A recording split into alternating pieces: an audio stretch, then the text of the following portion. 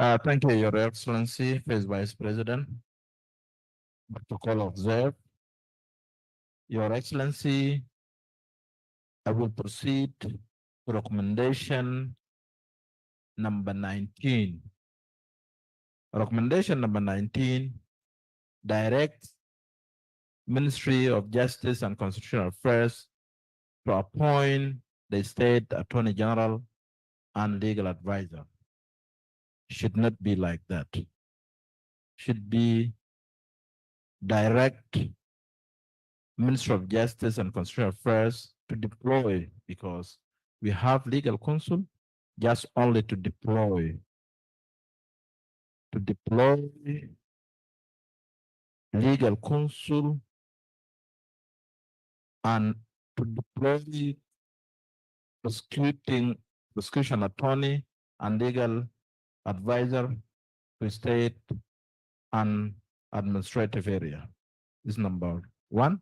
Number two, also should direct Minister of Finance to avail fund Minister of Justice for printing the laws and also to recruit more legal counsel, because we have challenges in drafting because we have lack of qualified lawyers, and also we need more manpower to be deployed to state and administrative area. And also we have issue of mobility, because you cannot deploy prosecution attorney to state without mobility. Also should direct judiciary, because prosecution attorney cannot work alone, should work with judges also, because the same line should direct judiciary to deploy more judges to state and legal administration. Thank you. Thank you very much. Okay. Yes, thank you, Your Excellency. In fact, I'm not, these recommendations or what the would-be resolutions are incomplete, as you stated. And if we are to start by just picking any of the articles without a proper follow-up, we'll get lost in the mist. So I'm recommending that we start from the preamble. After the preamble, we move to number 2. Not that only, but the resolutions are repeated. Election is repeated twice. There are resolutions on elections twice. There are resolutions on the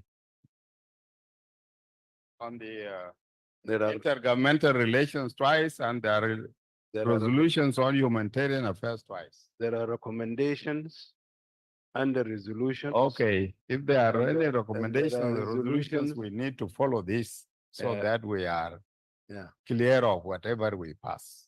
We discuss it and then we pass it and we move to the next. Thank you. Okay, Bewara, Honorable Michael. Eunice Amer, Civil. Eunice.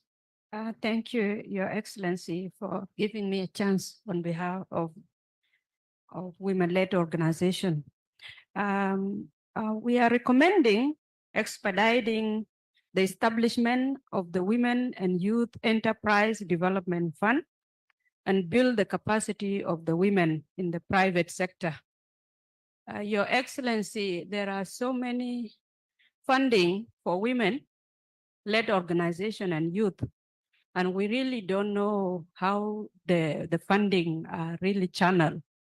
So we need to be included so that we know if there is funding from the World Bank or African Development Bank or funding from our government, so that we know how the funding can be distributed to the counties, PAYAMs, states, and the government, because our businesses have suffered enough and we need to be supported. We are also recommended the Ministry of Gender and the Ministry of Justice to fast track the drafting of the passing of the anti-gender-based violence, The gender-based violence is a very serious issue. It is really affecting us seriously, and the family law. So the forum was this dialoguing yesterday in a very serious issues, but the issues of women, the family laws, and the gender-based violence issues are really affecting us seriously, and they need to be addressed. Lastly, we also recommended it is for our interest that we need to go for election as South Sudanese. And to support the women in the election, there is a need for real mobilization of the resources so that the women can also have a voice. You know, we don't have a voice because first, we don't have resources. Secondly, we don't get contracts. And even now, we don't know who has an interest to support us as women of South Sudan. I believe even in this hall, if I say now, you help our office and support us, I believe some people can dip their hands in their pockets and they can support women organization offices to continue to advocate for the rights of the people. Your Excellency, if I knock the doors of those governors and the ministers here and say, kindly dip your hands in your pocket and remove that little and support us, I believe they can maintain our offices. And then the international community can come in now to support the program. If we said we need peace in this country, the international community are there to support the peace initiatives. And we need peace. Thank you. But I knock your doors. You guys help us. Please don't let us suffer like that. Thank you. Shukran Jazilan. But who tells you that these ministers have money? They don't have. I know their pay, including the president, first vice president, and the vice presidents. I know they pay very well.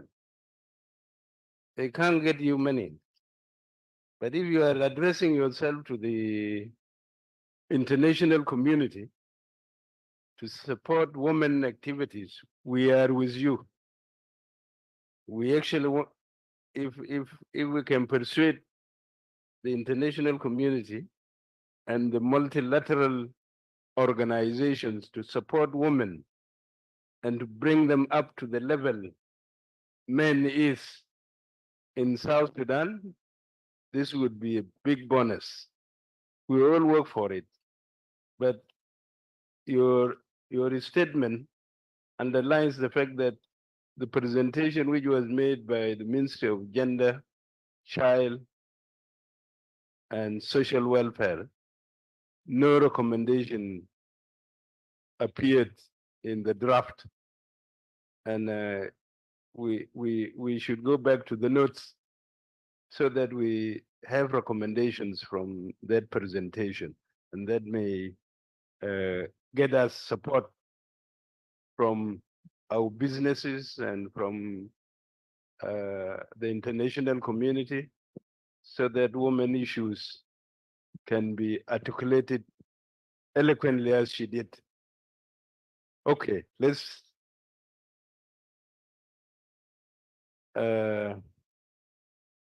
in front of Amir.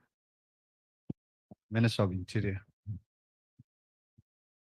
Thank you, Your Excellency. I actually want to go back to the recommendation by Honorable Michael McQuay.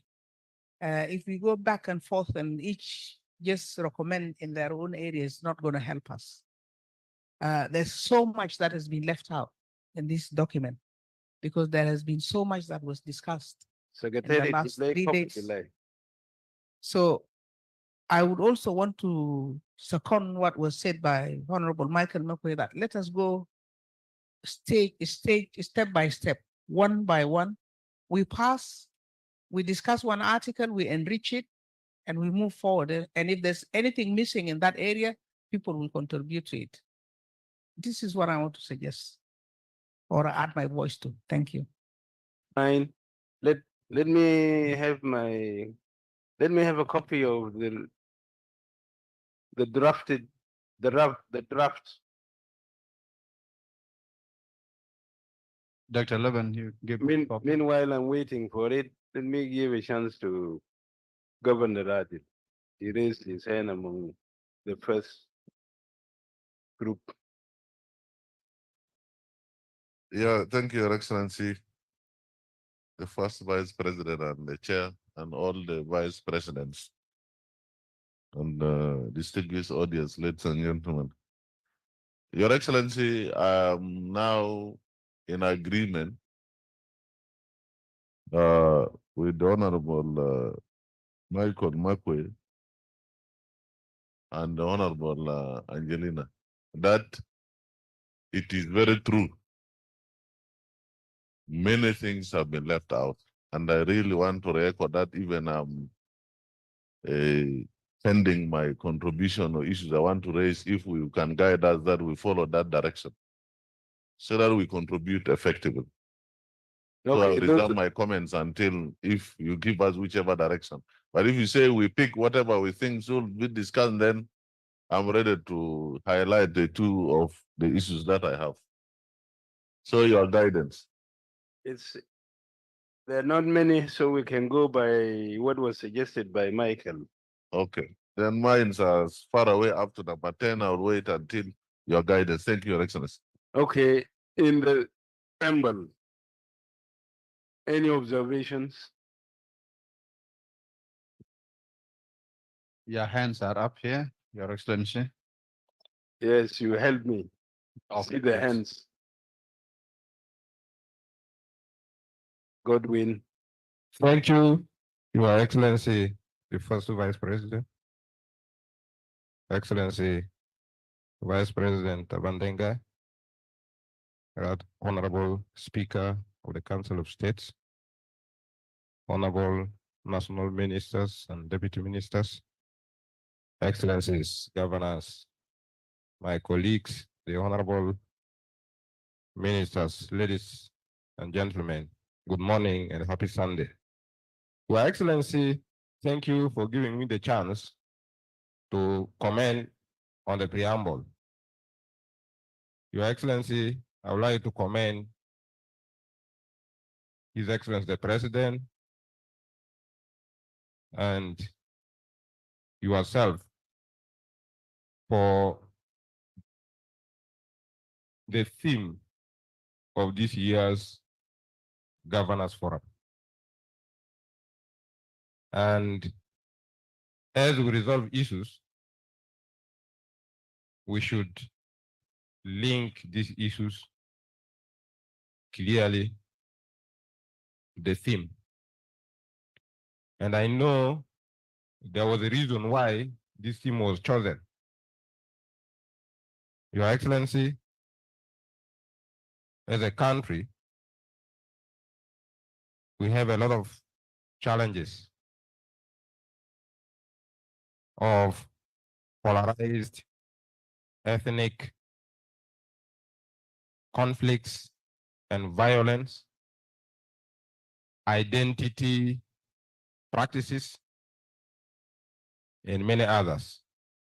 So I feel that in the preamble, we should acknowledge this so that it can guide us as a nation towards our desire as a diverse nation to live together in peace and harmony, which is the sense of belonging. The sense of belonging, Your Excellency, is very challenging. So my recommendation is that we should be able to acknowledge or commit ourselves to live as a nation. Thank you. Okay. Anybody who wants to contribute on the preamble in saying the national cohesion, which is the theme of this forum or the seventh forum, has not been reflected in the preamble. Professor, you reflect that. The national cohesion. as a paragraph. Take a note of it. If nobody else, Somebody's hands up, Shiba demonstrator of Ruwen. okay. On the same, the preamble. Thank you, Your Excellency. I think this is something that we also need to take along, and this has been my observation from the preamble and maybe to the all recommendation and resolutions.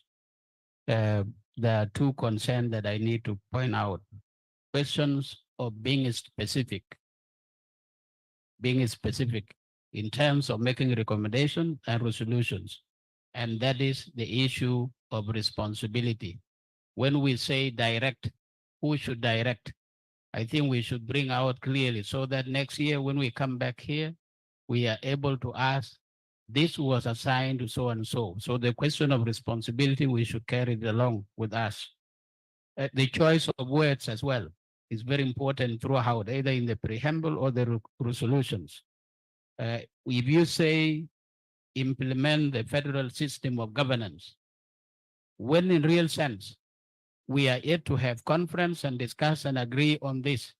So when we use such a word, it's like there is a consensus and what is remaining is for us to implement this.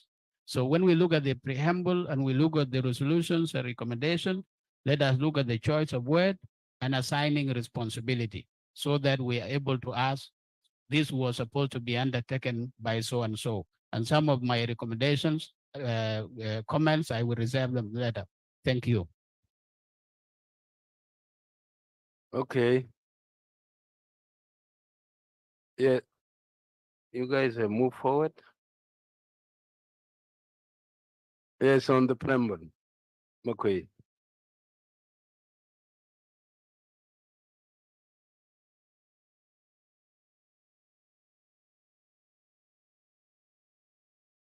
Yes, thank you, Chair. My observation in the preamble, in the we said we, the participants of the 7th Governance Forum, namely governors of the 10 states and the chief administrators of the 3 administrative areas, other delegates. Are we other delegates? I think there is need to mention us as ministries or vice presidents and ministries or ministers of the national government and national institutions. Because this conference was not attended by the governors alone. And we have contributed a lot in this as a national government. And as such, we should be mentioned there. We should be mentioned as participants. Okay, civil society is also complaining here. The other one is on the congratulations in the second paragraph, no problem. But also number 3, commending, no problem, but expressing gratitude and welcoming the appointment of Honorable Bangasi Bogosoro, the Minister of Presidential Affairs. What is particular about picking him alone? Meanwhile, he was appointed with other 2 ministers. We don't need to create that situation. We don't need to create that situation. We either It could be that, or we add the other colleagues of his who were appointed with him. it could be that he's the one who's going to sign this document. Nevertheless, we need to appreciate them all because we know that at the end of the day, he is the one supposed to be attending. Now he will be signing a document which he doesn't know. Unfortunately, yes. Yes. So this is what I'm saying about the preamble. For the others, I will come later when the time comes. Thank you. Thank you. You can drop that expressing gratitude and welcoming. You can drop Yes. it rather than mentioning all those who have been recently appointed. Yes, Minister of Interior. Thank you. Also in the preamble, the first paragraph, starting from the word extensively discussed a number of critical issues, particularly strengthening intergovernmental relation, elections, and humanitarian and other challenges. I believe security is not just, you cannot just treat it as an other challenge, especially if you're talking about cohesion, which is the theme. And we had extensive discussion on the issues of security in relation to disarmament, in relation to intercommunal conflict, in relation to all other aspects, including election security. So I think it should read here, particularly strengthening intergovernmental relation, election, humanitarian, and also you add security and the implementation of the agreement. If you recall, in His Excellency's statement, Excellency President Salva Kiir Mayardit, he emphasized the implementation. He talked about election. He talked about the implementation of the roadmap, in preparation for election. He emphasized that. So the implementation of the remaining critical articles or aspects of the agreement, they need to be named. Thank you. Thank you. You say elections, security, humanitarian, and implementation of the agreement x-axis, r-axis. Okay, let's go ahead. The hand of Undersecretary, Minister of Humanitarian Affairs. So. Yeah. Undersecretary, Humanitarian Affairs is raising his hand. Okay.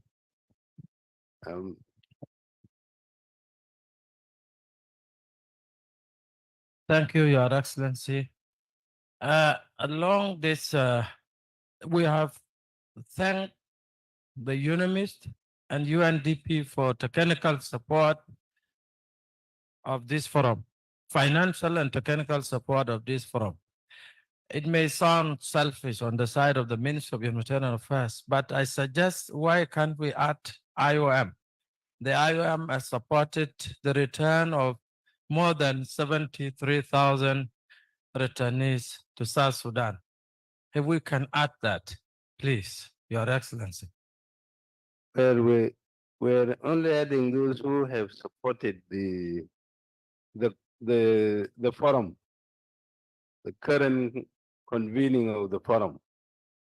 See, that's why it is thanking the leadership of United Nations agencies, funds and programs, for their continued support, especially UNMISS and UNDP for technical and finance support to this forum. So it is specific to this forum. I think we are through with One person's hands is up, also the same line. are you seeing somebody else? Yes, Okay, where? on your left-hand side, which is my right-hand side here. Okay, Thank you, Your Excellencies, for this opportunity. So when we talk about the critical issues, mostly we should have to remind ourselves about the climate change. And it's forgotten here. All the crises in the country are related to climate change. And so let us we adapt this one. My name is Makwaja Dor. I'm the acting undersecretary for the Ministry of Water Resources and Irrigation. Thank you.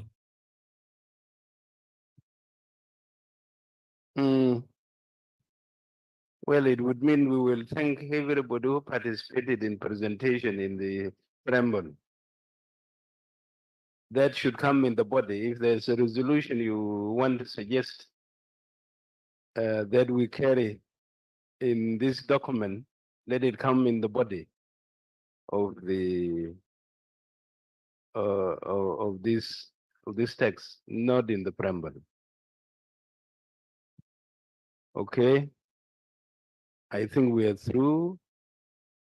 Now we come to resolutions, which is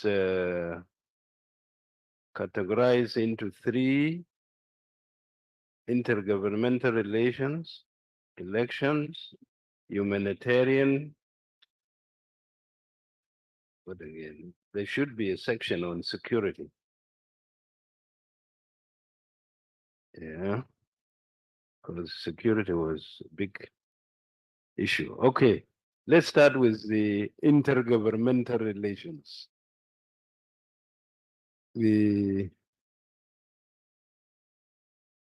Those who have, I think it is the governors who have the drafts and possibly the ministers and some of our partners. Is he at the corner? Okay, I don't see him. You, Okay. Professor Abraham. okay. Well, I didn't see. Thank you very much, Your Excellency. In the resolutions, I really commend the work, what has been done. On the resolution, under intergovernmental relations, resolution number 11, it says, fully fund development of education. I think it should be education, both general and higher education.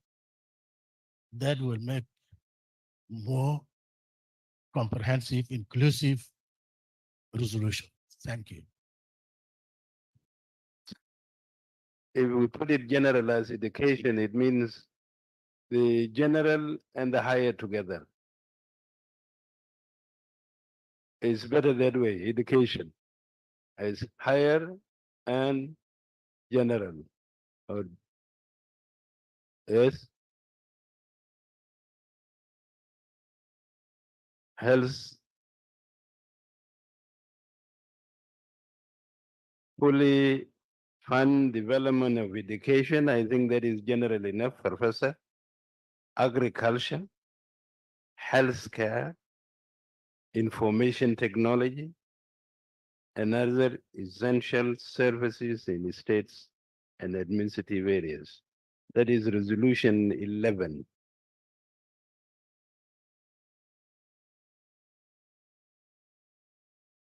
Yes. Interior.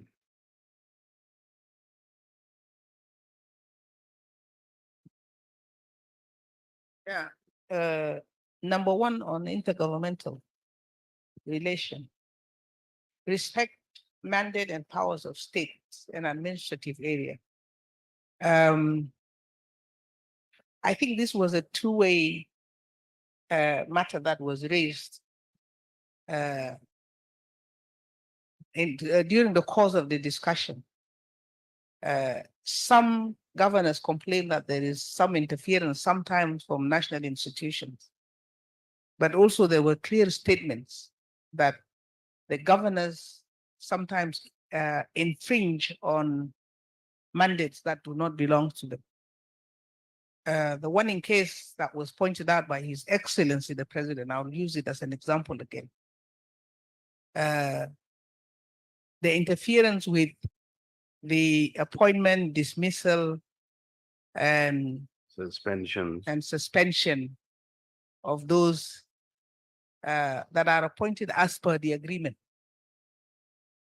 And he further went on to say, directing clear directives that do not implement your own agreement.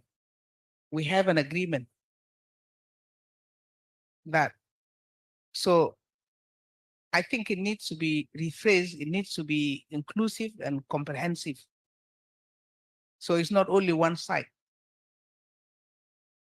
So respect mandates and powers of each level of government. Yes.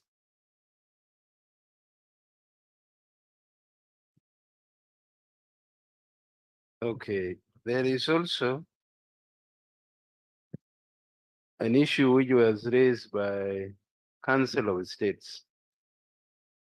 The article, was it 60B? No, 60B. This had been muted. The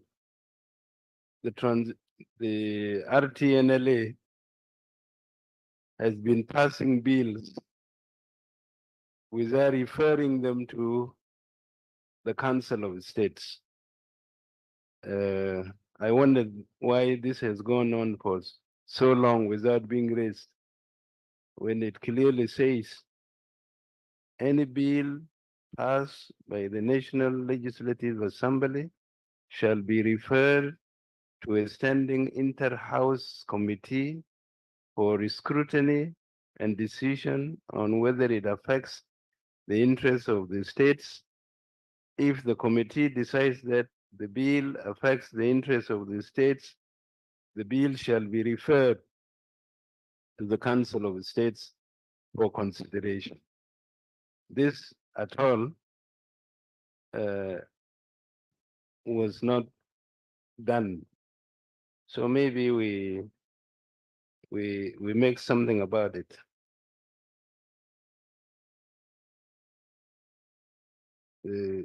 Each level of government, including the legislation. Mushkila? Including the legislation. How do we reword it? Yes?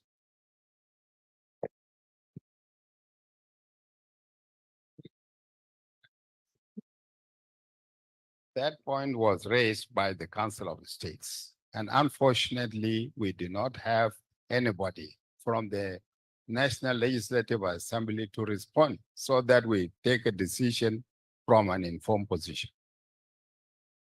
So Well, if there is anybody You who are, is a member of you parliament, are a member of parliament. I'm a member of parliament, Yeah. but I've not been sitting all the time there. So all these laws which are said to have not passed through, I may not be knowledgeable about them as to whether they pass through or not. But a member who is a sitting member all the time in the parliament could have given us the answer before we could take any decision.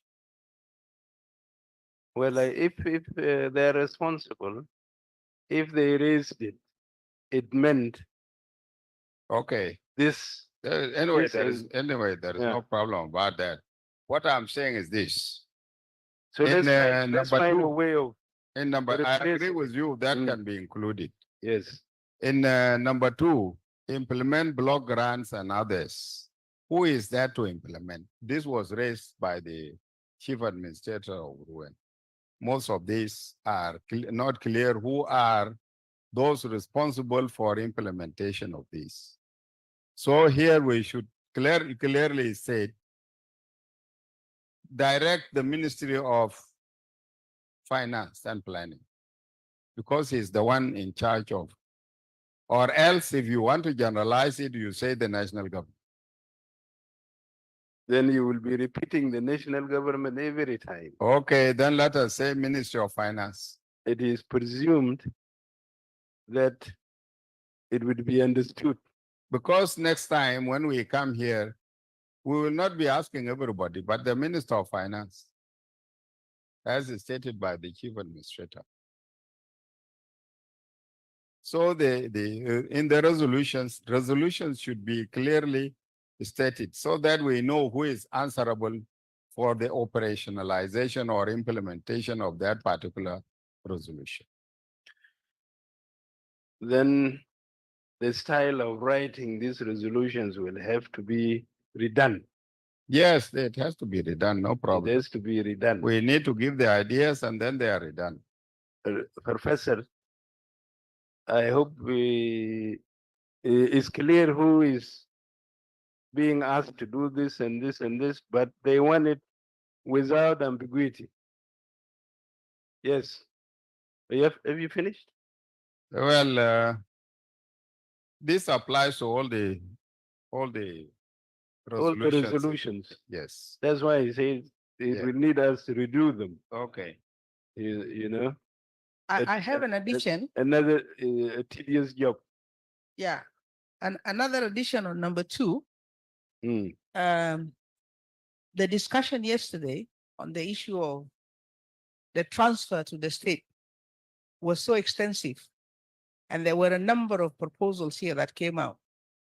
Clearly from the Undersecretary of the Ministry of Finance and from yourself on the floor, the states were directed to actually tap into their resources more and collect some of the revenues that are prescribed to them by law in order for them to enhance and have additional resources to the block grant. So that was one of the areas that was discussed yesterday. Prof, you captured that. I know is once things are written, redoing them becomes difficult. But you captured this resource mobilization by the states and counties to support their budgets. Actually, the intention is to support their budgets.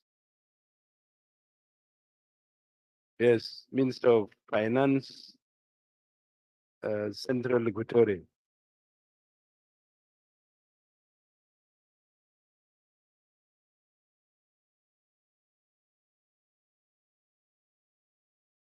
Your Excellency, the first Vice President of the Republic of South Sudan, Excellencies, the Vice Presidents, the Speaker, the Council of States, National Ministers, Excellencies, the Governors, my colleagues, the Ministers of the State, good morning. My reaction is to number 1. Who is to respect? Is both the national government and the states to respect the constitutional mandate and powers of the states and administrative elements. In number 2, Excellency, I concur. I thought we said we will reword it. We say respect constitutional mandates and powers of each level of government, including Thank you, Excellency. including national legislature. Thank you, Excellency. In There number are 2 houses. Thank you, Excellency. In number 2, Excellency, we have been getting the National Minister of Finance and Planning have been giving us the block grant. But what we really discuss intensively is the increase. The increase. The National Minister of Finance Planning should implement the increase of the block grants and other transfers to the states and administrative areas. Because, Excellencies, during the debate yesterday, we stated clearly as state ministers that the block grant sent to us is the one that determines what we can do with our ceilings in the states. What we do in the states, the resources envelope that we have in the state, plus the resource envelope from the National Minister of Finance, this one we combine together will determine us making the ceilings of our respective states. So the encroachment to the state's resources, our own mandates make us to really are in really stress.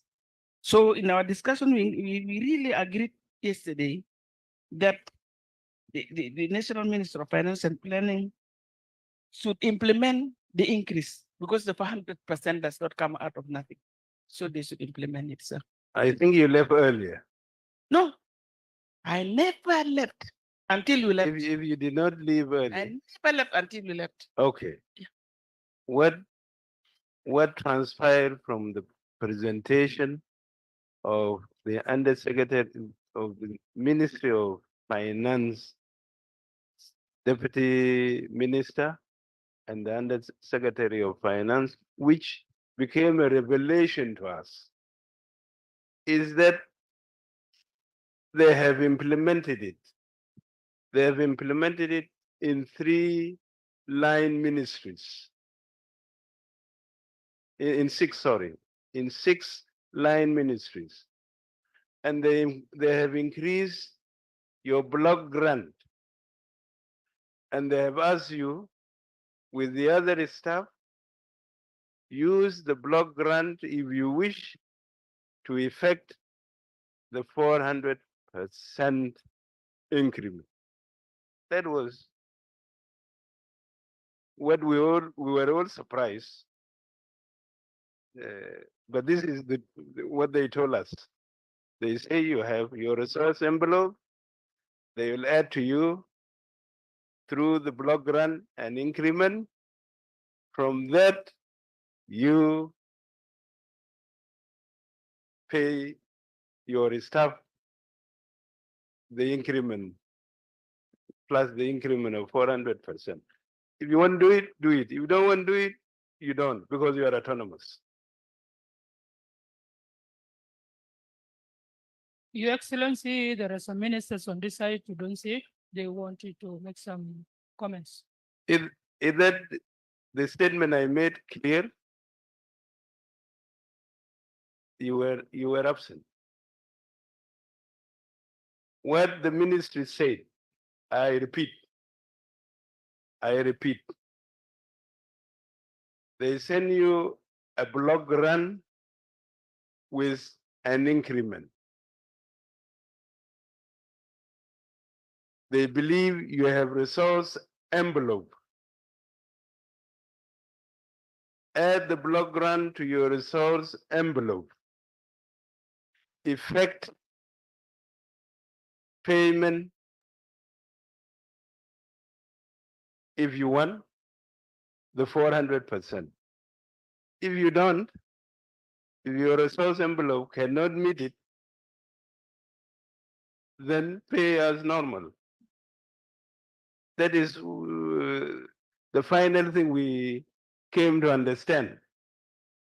You are resisting it, but they did not tell you they're going to increase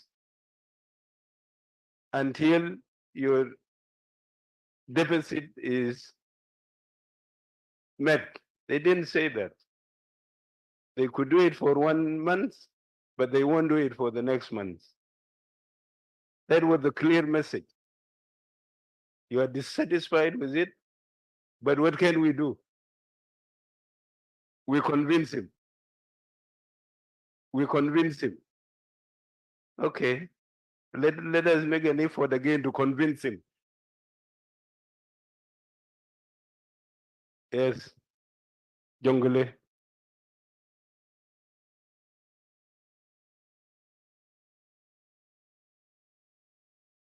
Don't be at the corner. Can you come a little bit? Thank you, Your Excellency. Yes, please. I have some issues here.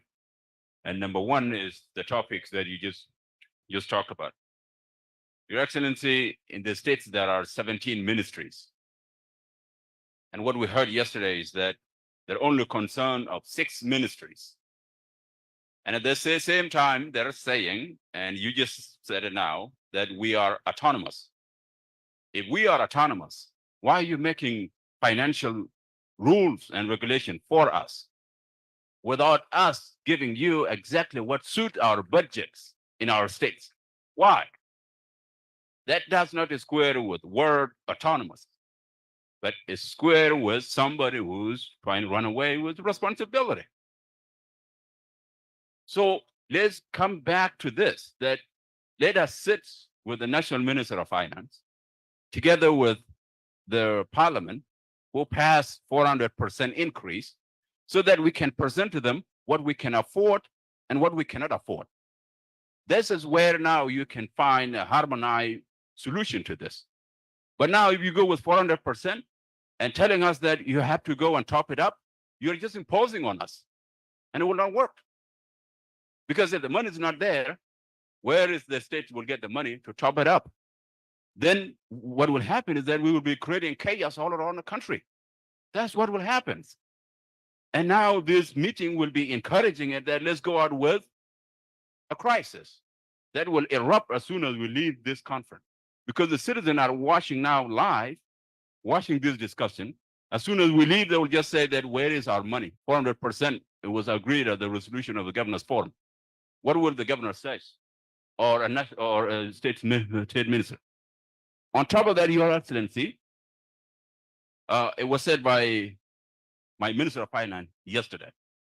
Of course, we are autonomous. Of course, we want to make our resolution. But the national government is still having role and hands and even twisting our arms in the states.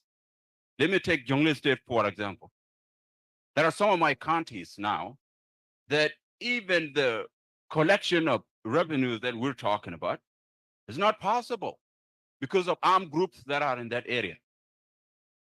There are some of the countries that you know so well that you and I have numerous conversations about, where even the local tax collector would go collect taxes and general would come and just take it all up. Just takes it just like that. And when it's reported to me, what do? I call where are those armed groups from? That can you help us in resolving this issue in the way that we don't go into a confrontation? So now, if I have to top up for that particular county and the local collection that are being collected in that county is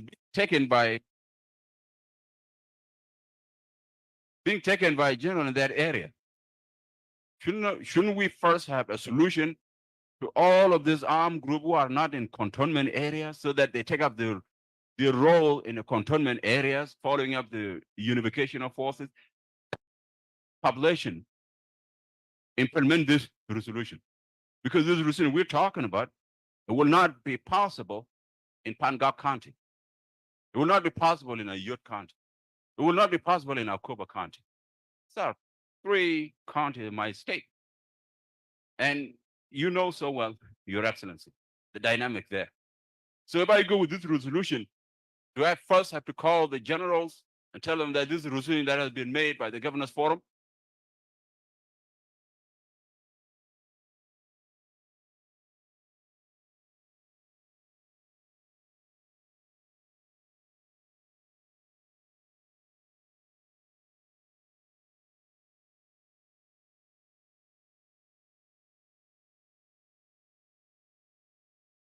Parties, and it would be a break of war. And this is what governors trying to avoid every single day. Every single day. Thank you.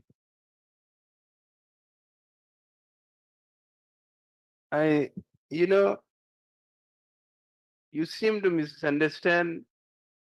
Have a seat. You seem to misunderstand what the ministry said. They're very, very clear. That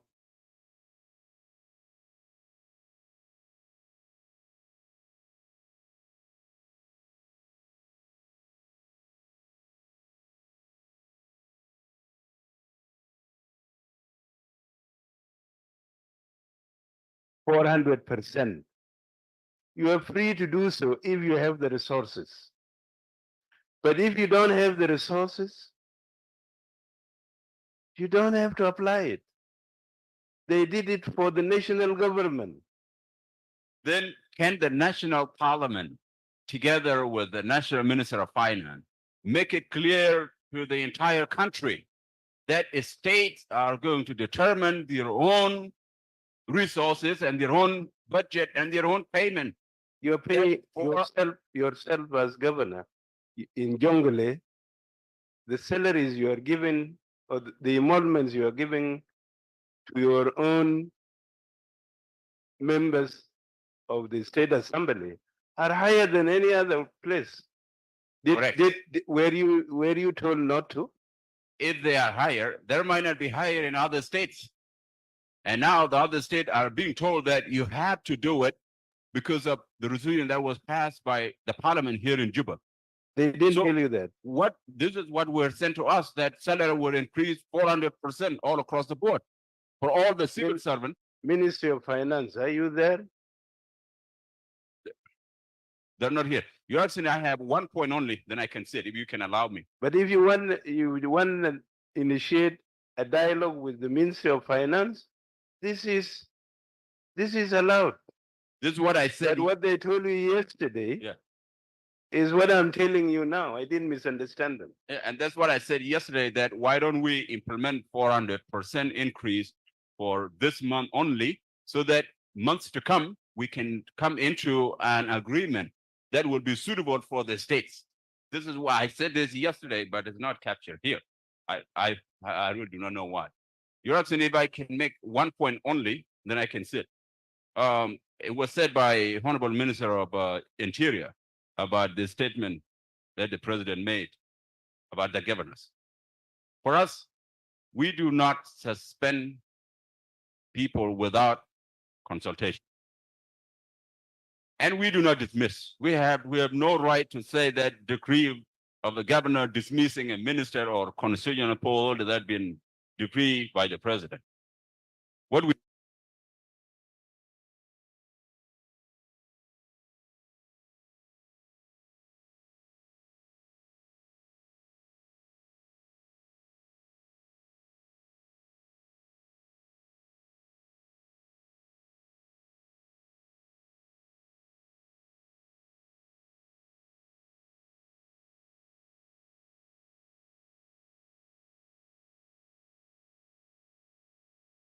party to dismiss their own people? Is that what we're going to be going for? Or what is the clarification there? The, Because for agree- us, the agreement says each party will withdraw and nominate its person. That's the agreement. The withdrawal from government is done through the party concerned. okay, so that means we have to consult the parties that bring Consent. individual. Yes. Thank you. Aya wana ha? Tani, Beinagwara. Your Excellency, the ministers are patiently waiting on the other Yeah, side. I understand. Let them talk because they misunderstood what was told to them yesterday.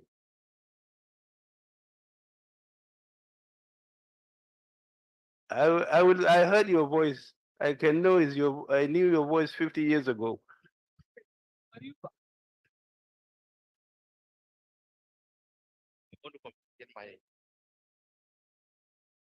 Your Excellency, I want to give my point, but first I want to clarify about the issue of 100% that people are talking about. So the forum actually went well, but at the end is like we want to confuse with the statement. The 400%, according to the letter from the National Minister of Finance to the state, the 400% belongs to the civil servant. Correct. Then, for the constitutional post holder, including the assembly, they are receiving emolument which are actually not part of the 400%. Correct. Then they say, if we want to increase the emolument, we can increase the way we want as a state based on our local revenue collection. The same with the civil So service. the issue, the responsibility of the 400% fully depend on the national government, not the state. So we should not misunderstand this. Well, I'm still going, His Excellency. I think you misunderstood it. They didn't say they're increasing 400% for the employees of the state or the states. They didn't say that. It's national employees. But if you want to adopt the same, they have increased your block grant to add to your resource envelope in the state. You want to increase them? Okay. That's what they told you.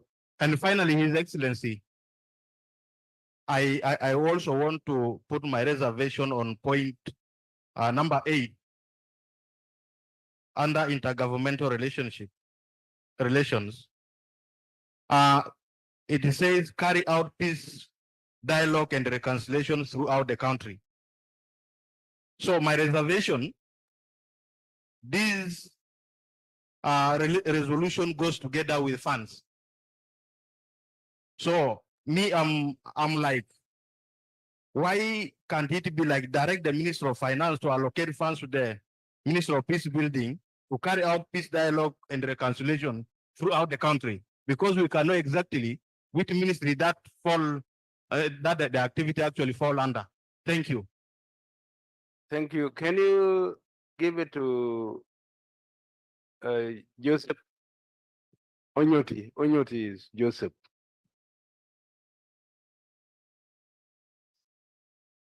Yes.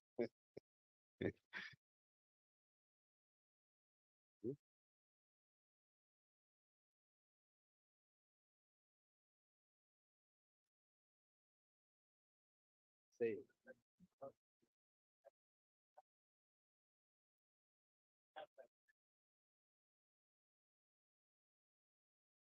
Well, you can join them in the list.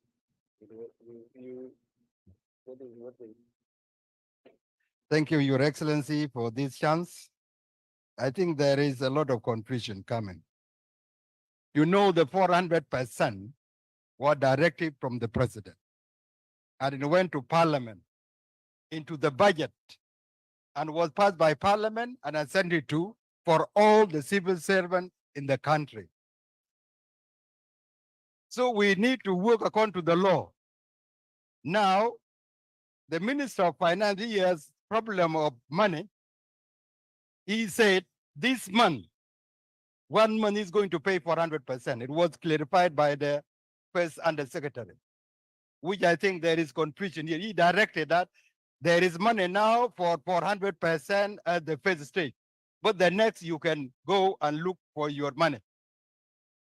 Here, when you go to the constitution, collecting of money, you have the money which is prerogative of the national government.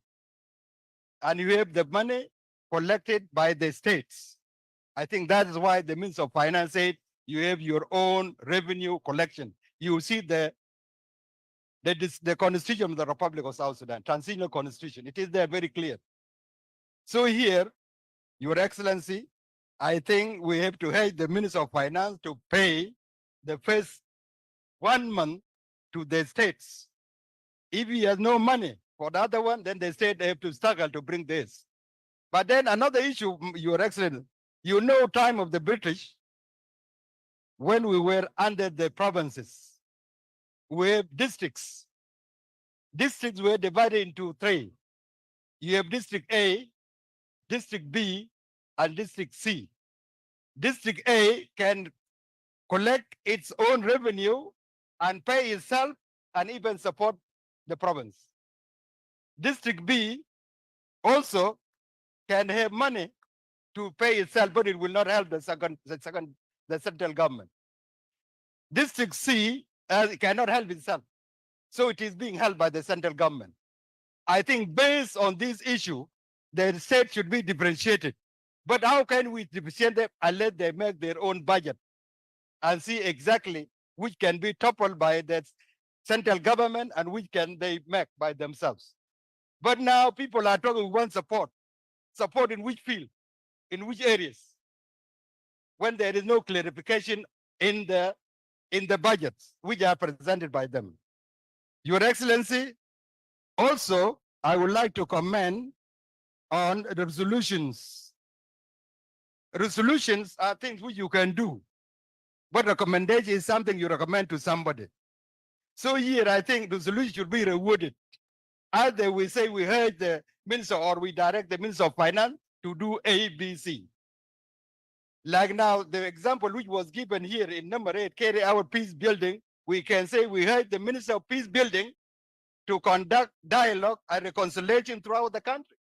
So we cannot make it big, like carry out this. But we say either we direct or we hurt. These are things which we can make in these particular areas. So here also, I saw in the recommendation here, Eastern Equatoria is saying that they need 5% from revenue from collected in Natapal as well as in Nimele. I think these are not the two areas which are entry point to South Sudan. You have Rang, you have Northern Upper Nile, you have Western Baragazal, all these are entry points. And they have got customs. So, and 5% is not given even to the government. The 5% of oil is not for the state as a whole. 2% is for the state, 3% is for the community. So if you want to ask, it is all the areas bordering South Sudan, which have got entry point into South Sudan, where custom is applied, you say you have to give them 5%, not only Eastern Equatoria. Don't think that Eastern Equatoria is the entry point. There are a lot of entry points to South Sudan. So you can either you say the entry points coming to South Sudan, this state should be supported with 5%, and you have to divide it. And it should be by law. Should be made by law. The one of oil was made by law. So you cannot, it's not a decision here. So I like this point can be taken out until the law is made, if people agreed on it, and then people can recommend such things and know exactly the 5% or what percentage can be divided and what will be the use of it. Is it for development of the state? Is it for the development of the community or what? So these are some of the issues which I think people need to be clear about. So I would advise that the governors, I think you have to try your level best to do something. And we have to know which state can be helped actually. Not all the state on equal basis. There are some states well to do. And even there are some states which has increased their money. There are some states that has increased their money. There are some states who do not even increase their money. See, some people talking here, their money has gone to 400,000. They are paid themselves. So if you have such a state, what do you do about it? Thank you so much, Your Excellency.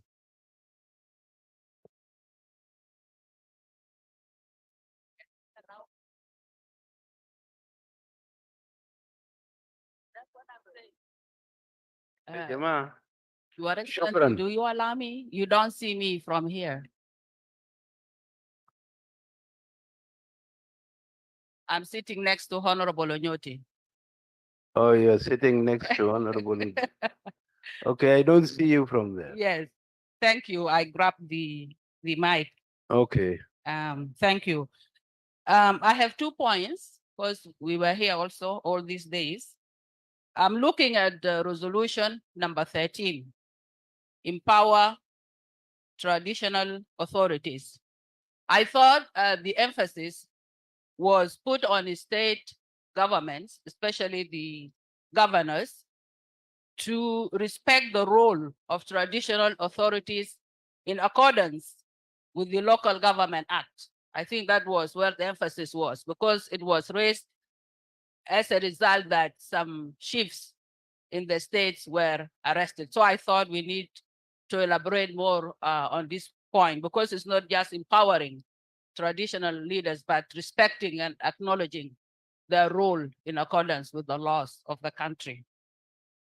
And again, because this topic is very important, the one of the finances, and I know we are almost exhausting it, but I remember yesterday, Your Excellency, there was a suggestion actually made from the floor, I think by Honorable Mokwei, that there's need for the state governments to sit with the Ministry of Finance so they can come out with a solution and how to address the 400% increase. And Your Excellency, and this is my personal view, I think it will be unfair to impose on the state ministers to look for resources to pay their civil servants 400%, while they are telling us clearly that they are unable. Because why are we here? We are here to listen to the governors, to listen to the problems, and together we crack our heads and help them come out with solutions.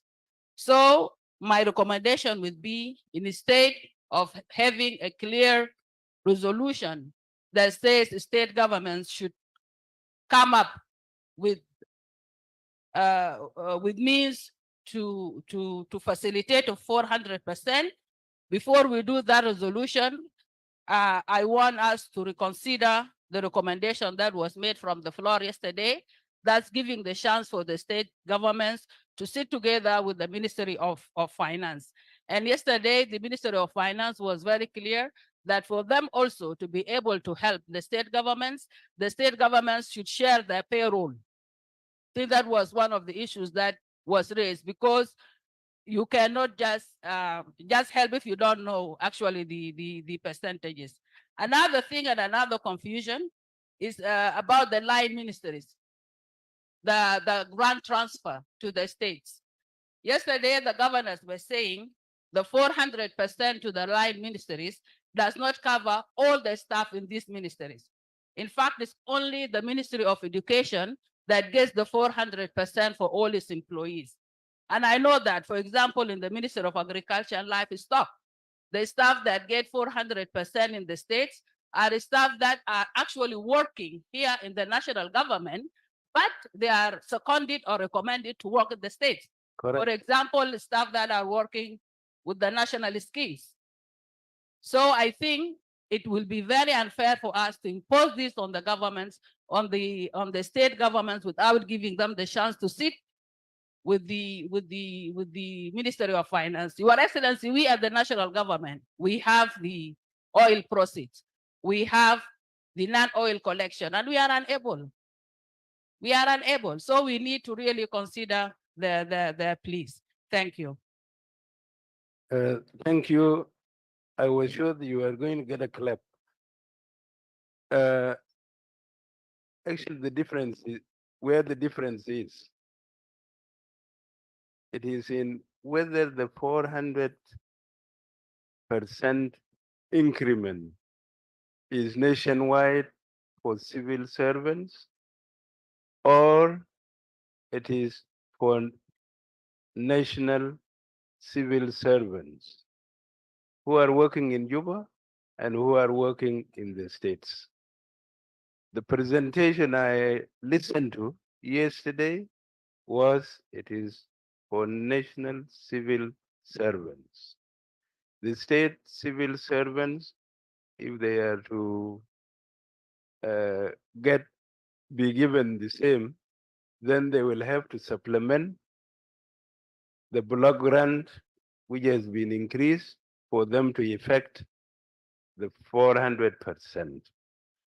My solution to this would be we make a resolution which will generate discussion between the states and the Ministry of Finance. And I propose the following as number 3, support the states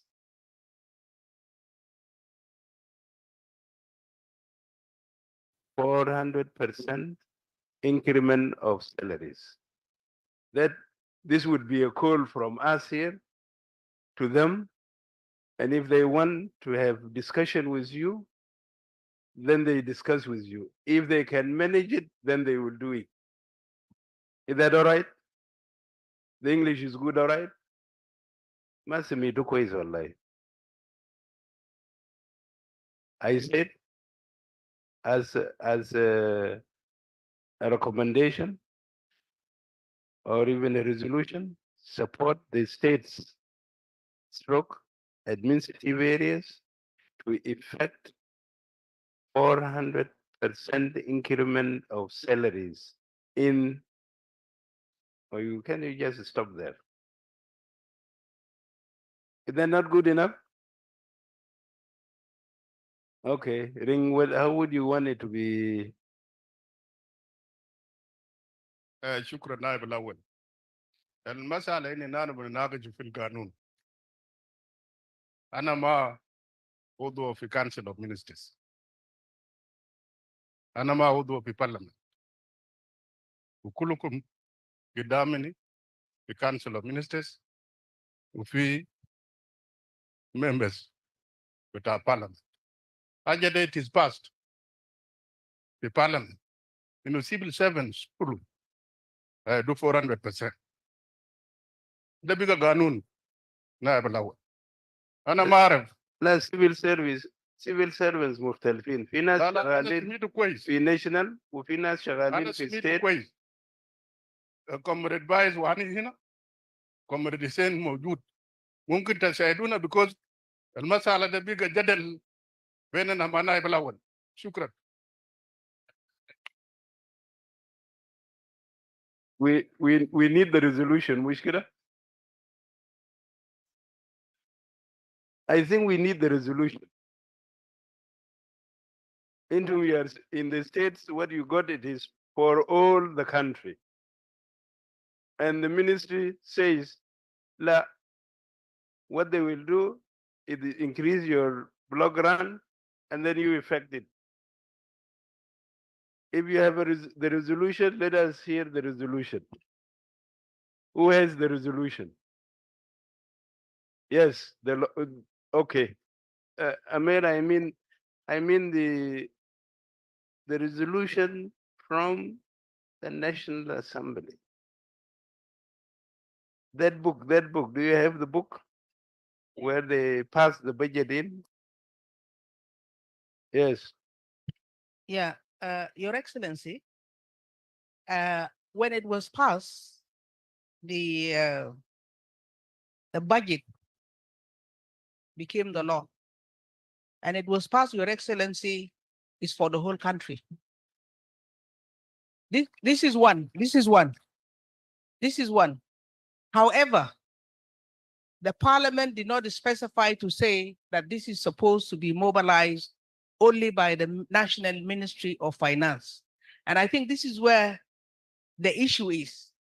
What the the National Ministry of Finance is saying is that in order to effect the 400% increment of salaries for civil servants, it is not necessarily that it is only this level that mobilizes. They are saying that the state should also mobilize. And I think that was very clear. They want the state to mobilize also to effect. So now, I think the dialogue should be, because you remember yesterday also, the undersecretary was very clear in saying that the state government should actually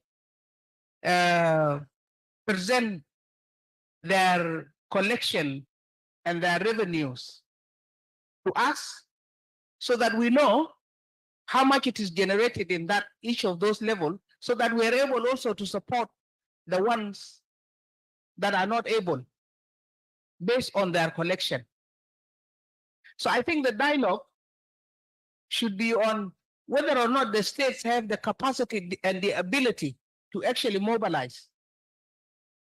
And this is what needs to be dialogued, and this is what needs to, and it becomes a technical discussion because it is important to know the envelopes at the state level. This was my understanding. I reword again. The National Ministry of Finance and Planning is to support the states and administrative areas to effect the 400% increment of salaries. Please stop. Can you correct to that?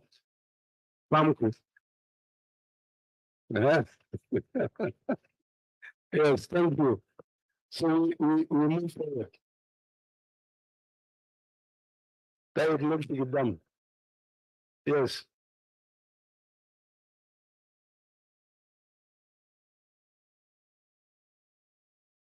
There's somebody else there.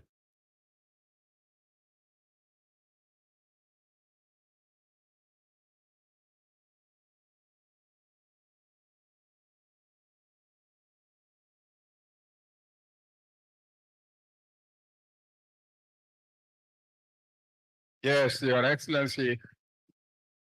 That is a statement or that agreed resolution. In actual fact, you are putting the whole thing on the Ministry of Finance. It should state that Minister of Finance to support the states and administrative areas that are not in a position to meet their increments. Because there are some states that are fully capable of paying all this, and they want more. And nobody wants to be honest and say, I am capable of doing it. So it is their duty to first declare what they are collecting, as stated by the minister, by the undersecretary. Let them state clearly what are their revenues, so that they are supported in accordance with their abilities. But if you give such a sweeping statement, they will be on the neck of finance and say, pay us, which is not the case. Thank you. I still think it is better because what happens later on is technical.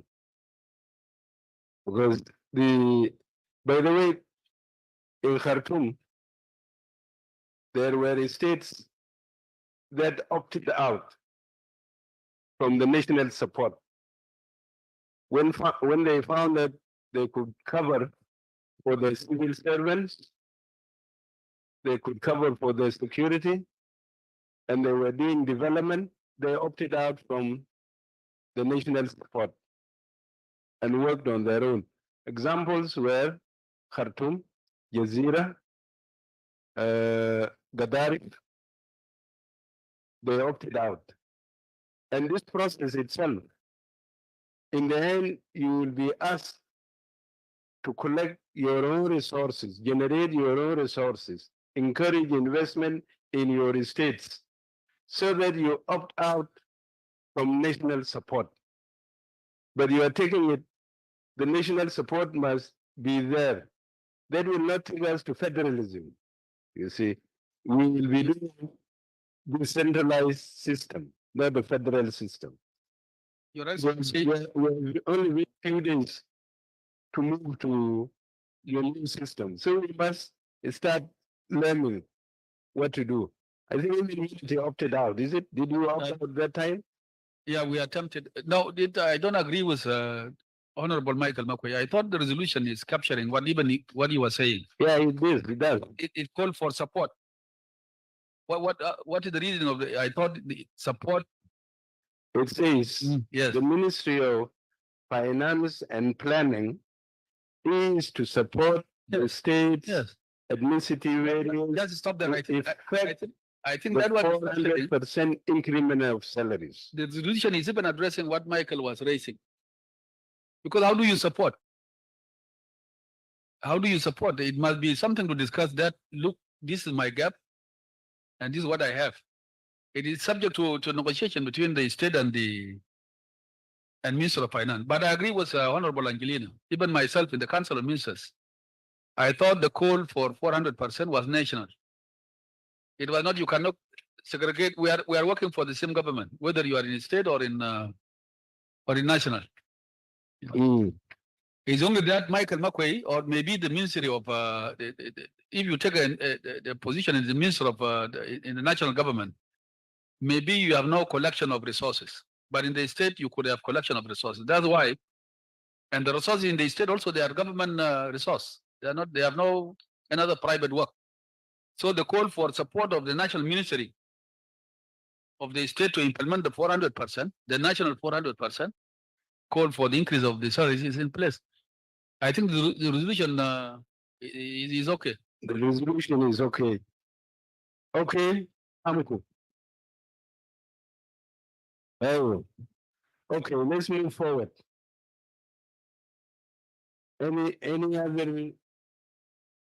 Any other observation here under intergovernmental relations?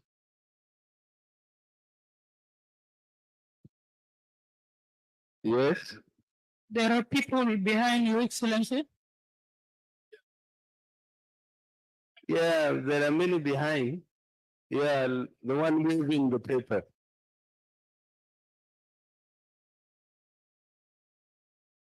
Yeah, thank you, Excellency, First Vice President, and the other excellencies on the high table. My name is Edmond Yakani, on behalf of the civil society. So thank you very much for giving me the opportunity. I think besides this resolution, I would like to raise an observation on budgetary process. I think some states in this country, being a civil society as a nationalist, we are aware that they have such a revenue that even they could have applied the option of taking away from national budget. But the question is, being a sincere leader at the state level and transparent leader at the state level.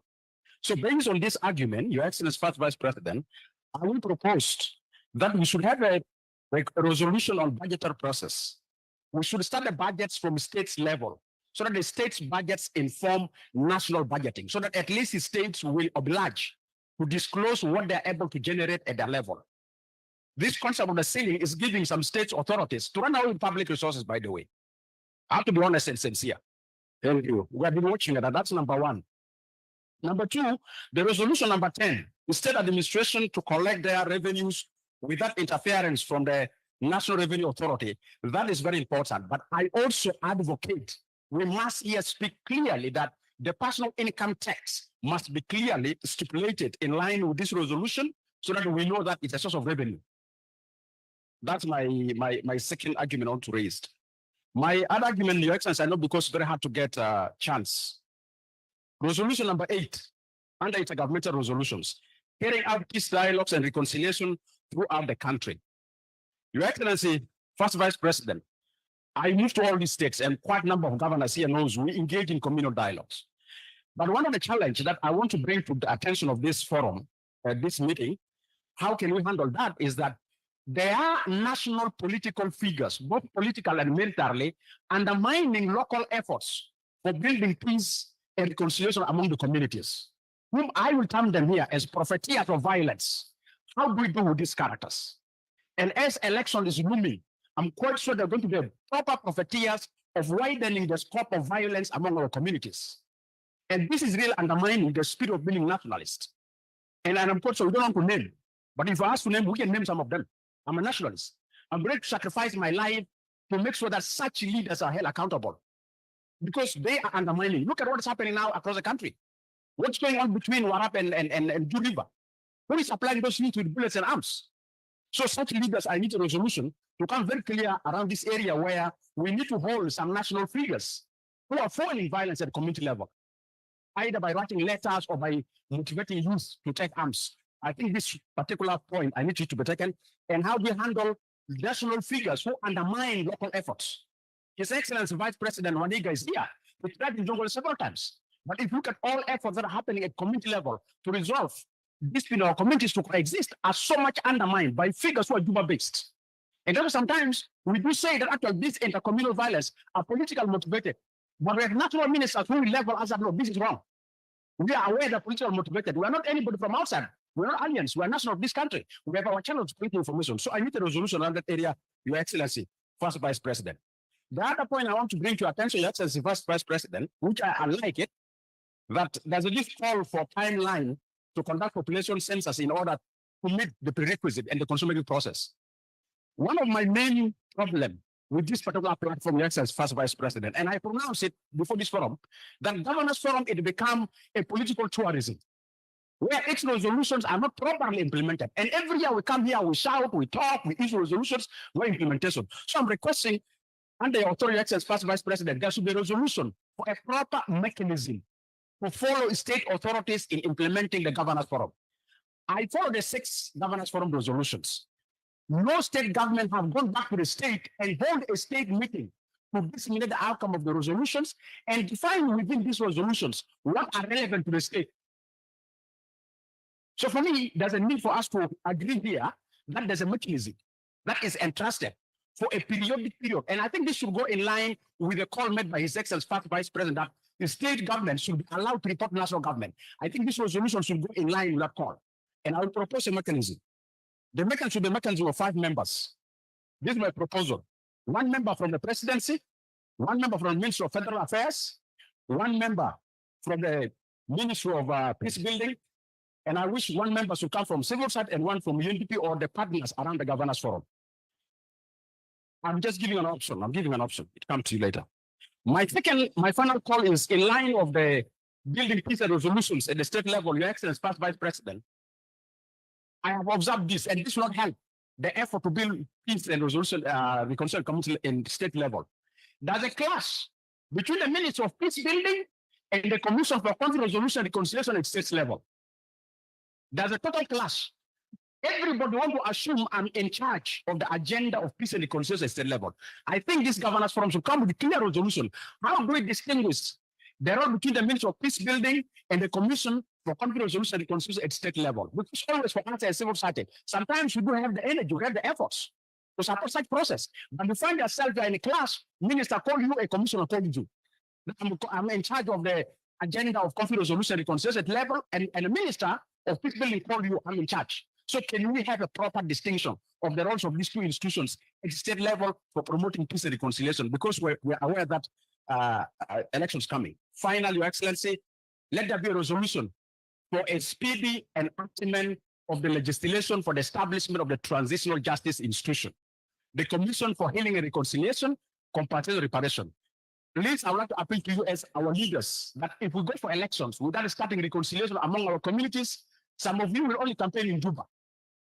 Some of you find it very hard to tour the country to campaign across. Some of you at the state level, very, very hard to tour the whole countries. We need to reconcile our people before we go for political campaign as we are expecting election. Thank you. I rest my case. Thank you.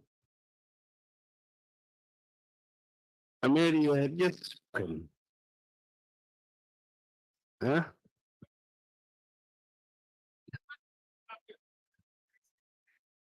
I will go right now. Amir, you had just spoken.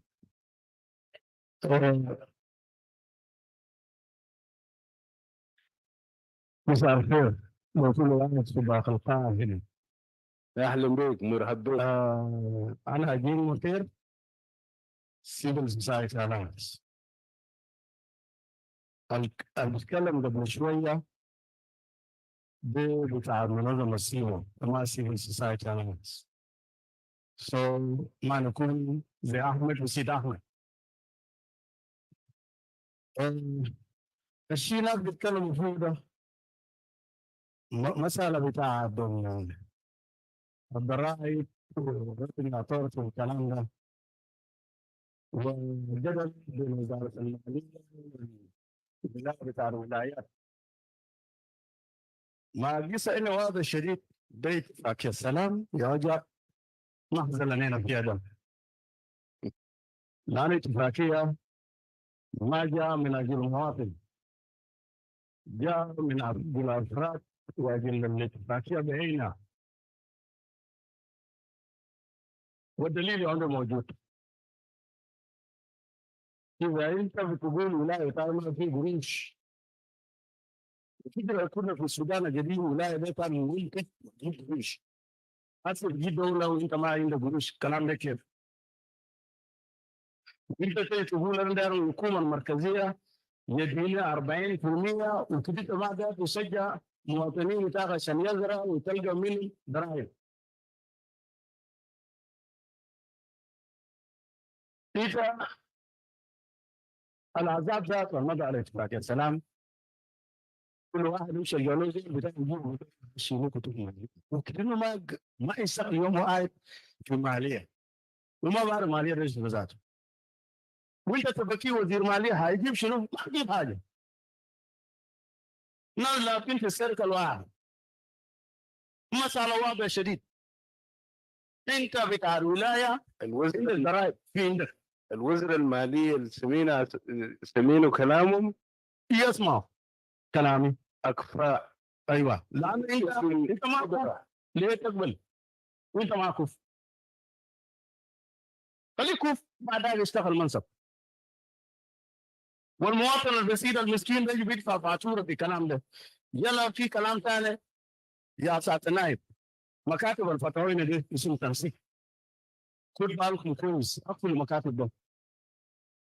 دول جايبين فساد في الولايه. ودول ما بخلوا المسؤولين في الولايه يقعدوا في الولايه. كل دول ما عيال بدون عيال يجي جوا هنا يقول تقول دار قروش على العربيه دار قروش على رئاسه دار قروش ويلا ولايه هناك ناس الفكر هناك ده عيال قلت لي وين عمل ريزولوشن بتاعك ريزولوشن بتاعي لانه مكاتب بتاع تنسيق الفلوس ده ريزولوشن لا شكرا سيفل سوسايتي الاينس قروش 40% ده ناس ولايه ده يفتحوا قروش ده في ولايات اللي عنده قدرات سنترال فيكتوريا عنده قروش Upper Nile عنده قروش روين عنده قروش ايسترن فيكتوريا عنده قروش ليجي ستيت ما عنده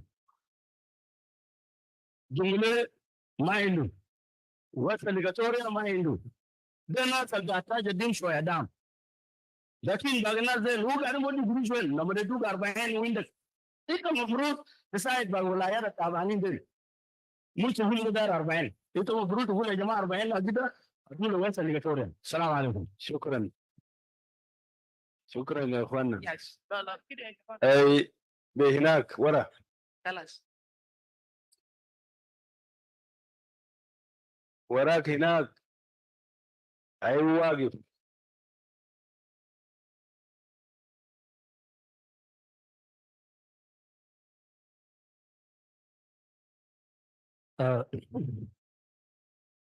Thank you, Your Excellency. The first Vice President, the rest of protocol is respected and observed. I'm Honorable Joel Quadwell, the Minister of Local Government, Lagos State. Well, the resolution of this pool of rope has already been done. My point here is an observation of this format, the format of this resolution. You know, this format is making it even difficult to make resolution on some important aspects like security. Because the format is talking here about intergovernmental relations, humanitarian challenges, and recommendation. I think this too.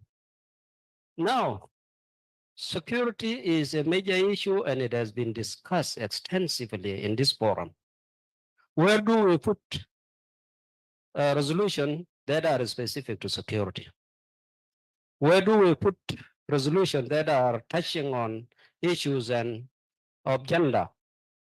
All the ministers have made presentations. And in those presentations, it is supposed that the forum derives some resolutions from those presentations. But we are restricted by this format.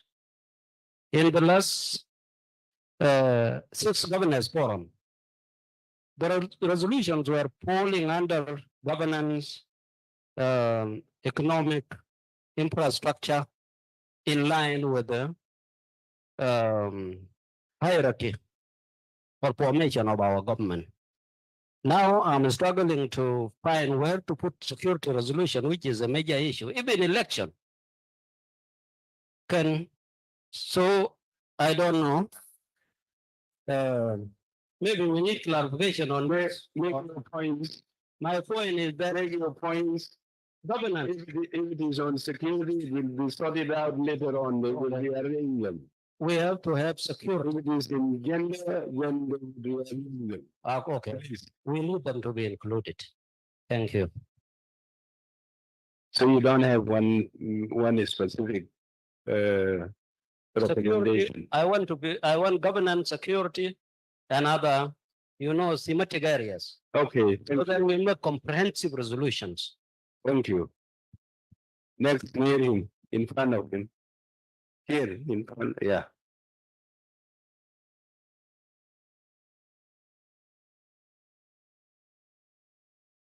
Thank you, Your Excellency, for giving me this opportunity. I would like to comment on resolution number 8. Your Excellency, when we raised this point in our previous discussion, we said the National Ministry of Peace Building is to avail peace funds to the states to carry out peace disseminations, dialogues, and reconciliation. But it has been stated out here that carry out peace. Who is to carry out the peace dissemination? The people are in the states, And we, the ministers of peace building in the states, are responsible in making policies in regards to peace dissemination in the states. We know that there is peace fund that has been passed by the parliament of about 50 billion, Your Excellency, and nothing has been reaching the state all this time. So we appeal to the national government that these funds will also reach us in the state. The next thing that I would like to comment on, Your Excellency, is the point raised by Mr. Edmond Yakane in regards to the commissions. Your Excellency, we have got the Conflict Resolution Commission that was established by the Revitalize Agreement. It's very unfortunate that the National Peace Commission has not been reconstituted. But the way they performed is that they also send their staffs to the state and they said we are still active, we are being mandated, we are independent, and we can also implement activities in the states. Your Excellency, according to the agreement, the National Peace Commission is supposed to be reconstituted. Why is it not reconstituted? And why do we have two commissions at the same time in the states? This is bringing problems in terms of making policies, and also the role of the independent commissions, Your Excellency, according to me or according to the laws, is that they are to provide technical advisory to the government, but not to make policies or implement policies. Thank you. Okay. Let's go to that corner, the one with the white shirt. Yes, it's him. Thank you, His Excellency, for giving me the chance.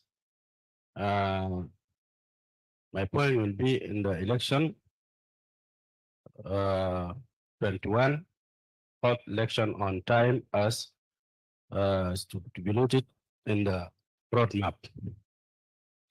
الكلام اللي أنا داير نقول فيه هو مكعب إنه الانتخابات تتعمل في الفترة اللي نحن اتفقنا له الاتفاقية حددوا بالضبط. لكن هل الذهاب إلى الانتخابات أو عشان الانتخابات يكون في الفترة ده مش في جداول زمنية بيحددوا أو أعمال قباله إنه مفروض عشان الناس يمشوا للانتخابات يكون في حاجات اتنفذت في الاتفاقية، وكلنا بنعرف لحد الآن ما في انتخابات في العالم بنقوم من دون عملية بتاعة التعداد السكاني. يعني ونحن هسه باقي لنا حاجة زي سنة للرود ماب بتاعة الانتخابات، أو نقول 10-11 شهر، وبنتكلم عن الانتخابات ولحد الآن التعداد السكاني لدولة جنوب السودان ما معروف كم. طيب الانتخابات هيقوم على أي أساس؟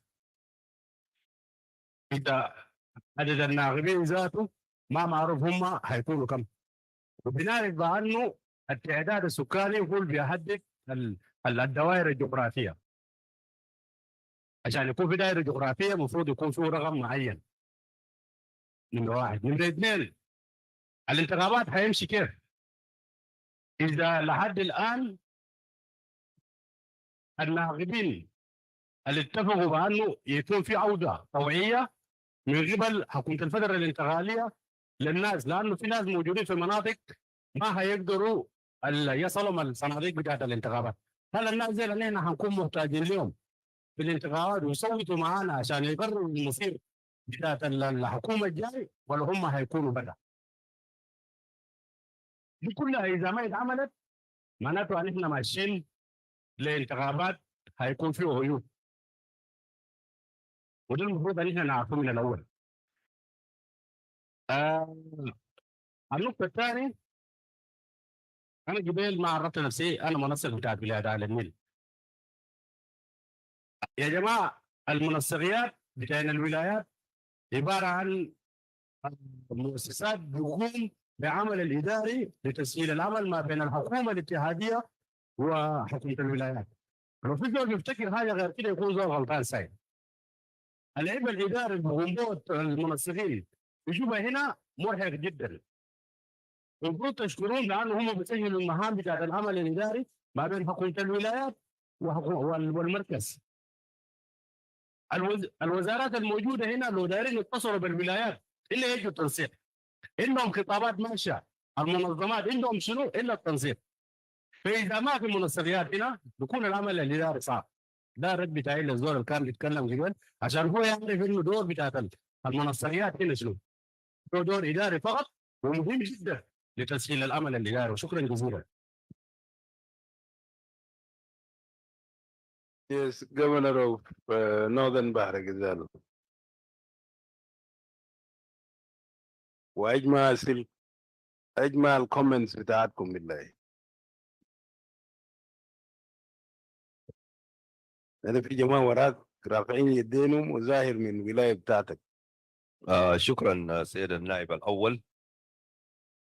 عايز أشكرك وأشكر السكرتاريات لشغل الكويس اللي هم عملوها.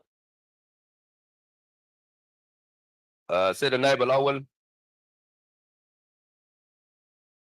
المؤتمر دي أو الفورم دي لما يقوم أساسا بالتنسيق مع مكتب، بيتم أساسا في مكتب الرئيس مع وزارة بتاع presidential affairs، وبعمل أجندة ده في الناس محددين اللي بيجي بيتكلموا، والناس بيجي بيقدموا أوراق بتاعهم، وعنده اسم، عنده مسمى سموه governance forum، بيجي بيعمل interaction مع national government. مشاكل اللي بنناقشوها الناس ما كل الوزارات هسه موجودين في الأجندة، ما كل الوزارات اتحادية، في وزارات فيها وفي وزارات ما فيها. ما عشان انه وزارات ما دخلهم ديل ما يدوم علاقه، لكن في زمن في ناس بيخشوا سنه دي وفي ناس ما بيخشوا، في ناس مهمين جدا المفروض هسه يكونوا في اجنده وما دخلوا، لكن الشيء وبرضه في اجنده بيكون في زمن ساعتك. اي شيء ببدا من ساعه كده وبينتهي ساعه كده.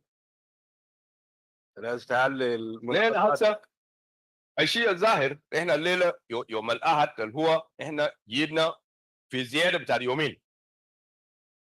We missed the first day اللي هو يوم الاثنين، وحاولنا المستحيل عشان انت عملت سكويز للبرنامج لحد يوم الجمعه، ده المفروض احنا ننتهي فوق.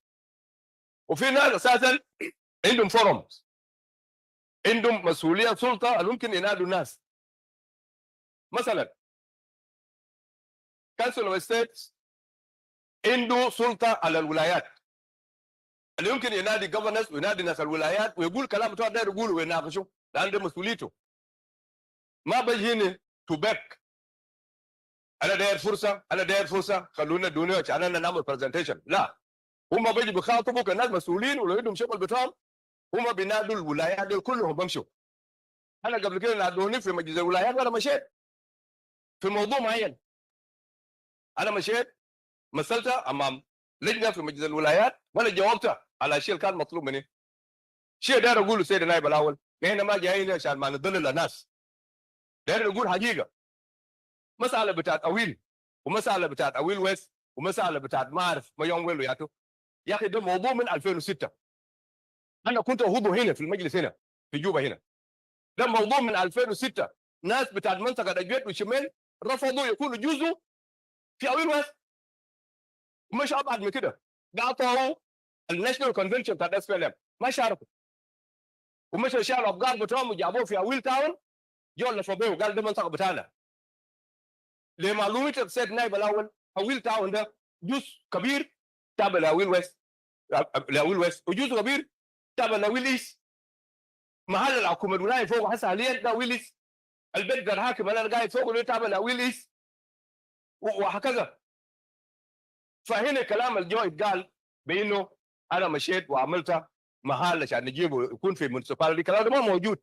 ناس اويل ويست قالوا كلامه اللي هو منطقتين، دخلوا كلام ده لمجلس الوزراء. انا متذكر يمكن اكسلنسي استاذ عبد الباقي كان في حكومه ده، حكومه بتاع جار المريم اكوي، طلعوا قرار بتاع مجلس الوزراء بانه المنطقتين دول تابعين للمدينه، وهم اساسا في المدينه، هم اصلا سكان بتاع اويل تاون.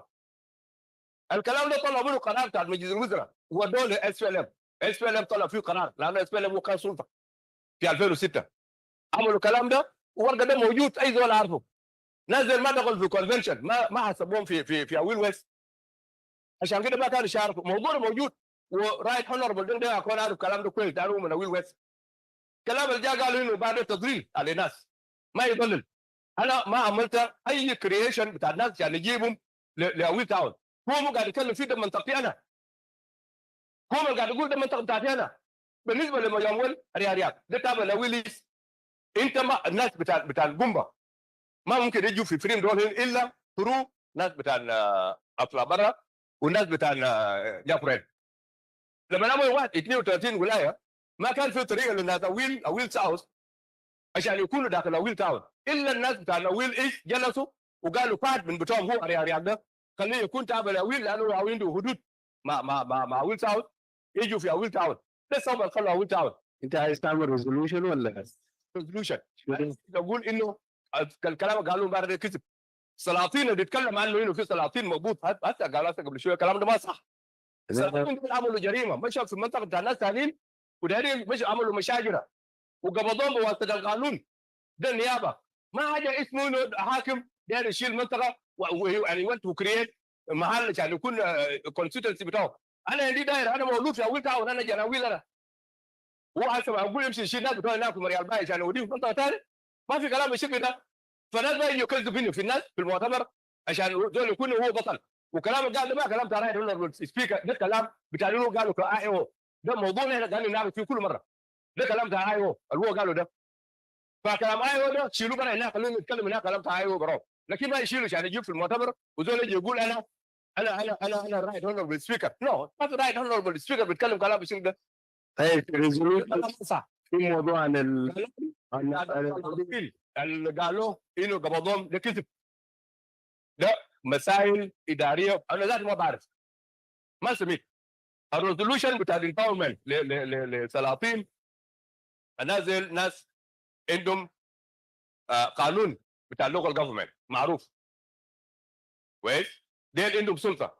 الماسا هو الضبط بتاعهم، يعني ممكن يورد هنا في ريزولوشن انه الانتقال بتاع السلاطين بدون ما يشيل منهم حسانه ما صح، لانه دي الناس عندهم سلطه وفقا لقانون بتاع اللوكال جفرمنت.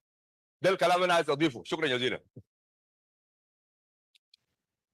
في ريكومنديشن ولا ريزولوشن عن حل مشاكل الحدوديه موجوده.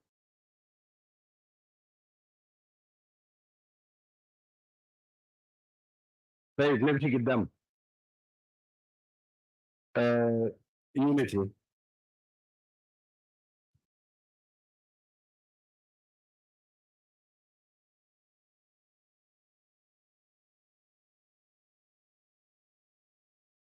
Thank you, Your Excellency, and Excellencies, the Vice Presidents. I had wanted to talk about election and census minimum bar, but unfortunately, because now we have reached a situation where we are discussing a resolution, I would want to talk about census because one of our colleagues represent an official from Upper Nile has elaborated it in Arabic. Your Excellency, census in relation to both planning and election. Your Excellency, number 23 and number 28. Number 23, determine geographical constituencies. And number 28, conduct population and housing census. Actually, number 23 is in will. In 28, if I could explain. Yes. Why do I want to talk about census? I have been seeing many leaders referring the importance of census in regard to election, that in the CPA there were many provisions that were not. But as far as the election is concerned, like if we are to ask ourselves, if we talk of election, what are the activities for the conduct of election? I think census become number one. And not only that, we conducted our census when we were still one Sudan. And there were members of parliament representing the then South Sudan in the Sudan who are now in the national parliament. I think you cannot determine the geographical constituencies or the seat in parliament, and no one has that power except the body, either the National Election Commission and independent and the boundary commission to have that power. So I suggest, or on my in my opinion, without census being conducted, that means no election. Because through census, we'll be able to demarcate the geographical constituencies. Demarcation first. And again, whenever we have election, seats are always allocated professionally, proportionally. They will never be equal. The census result in our will never be the same as the result maybe of Unity or Upper Nile. And that can only be done through census. And also, census is also important, as you have seen the hot debate on resource allocation. Are we allocating resources equally now, or what mechanism? This population estimate is not reliable. We cannot believe in what we call estimation. Why? What is wrong if we can take time as a country to conduct? And why are we? I was very interested in McQuay's explanation that putting the cart before the horse. Why are we talking of election before the activities that can lead us to election? So census become important in the resource allocation and also in the relation to election, so that we can know. Like now we have 600 members of parliament. Let me talk about the 600. Let me talk of the geographical. Now they may be less or they may be more. Now, to me, I would say 23 should be omitted, and we can go to 28 as the genuine way of doing this. Now, again, Your Excellency, we are talking of election. Election needs security. Now, as we have been hearing, we have been seeing His Excellency the Governor of Warab moving up and down because of the insecurity. If we are to go for election, can voters registration be done? This cannot happen. And without voters registration, you will end up having no election in Warab. Your Excellency, security. Now, you have taken so long for the deployment of phase 1 and then the phase 2 because no resources. What if the national election is denied also the resources? Will they be able to work? If we can deny resources to important sector like security. You know, the world is watching on us, and they will always look at us as South Sudanese as people who don't confront with the reality. You know, Your Excellency, even the budget for the election is supposed to be a national document. We need to know the budget so that once they have the budget, they will be able to talk of the supply of the election material like ballot boxes and even the electronic system, which we don't know whether it will be a good one or it may not even work. So doubting that the election, though other people because sometimes when we are here, when we are discussing truth, others opt to say, yes, this is a parties. When we are supposed to, when we are representing the people, not the parties. So this is a reality, Your Excellency. So because of time, yes, I was happy to have seen the reconstruction under the humanitarian, I think, captured, but it need to be made stronger as to attract more attention. Thank you very much. Thank you. Yes, the lady there. Don't know which state that.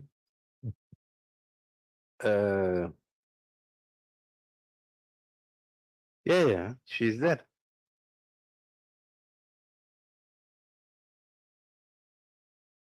Thank you, Your Excellency, the first Vice President, and to recognize the presence of the two Vice Presidents and all your protocols here.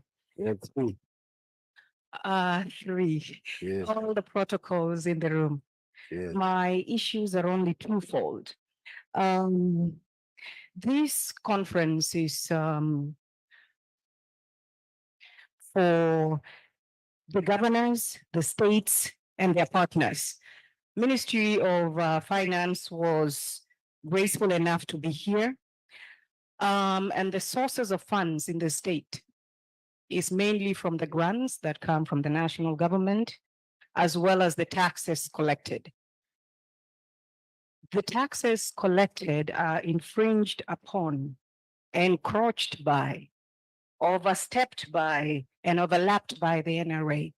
So I'm wondering, couldn't it have been okay for the NRA to be here as well, since they are the partners in the issue of the taxes for the state?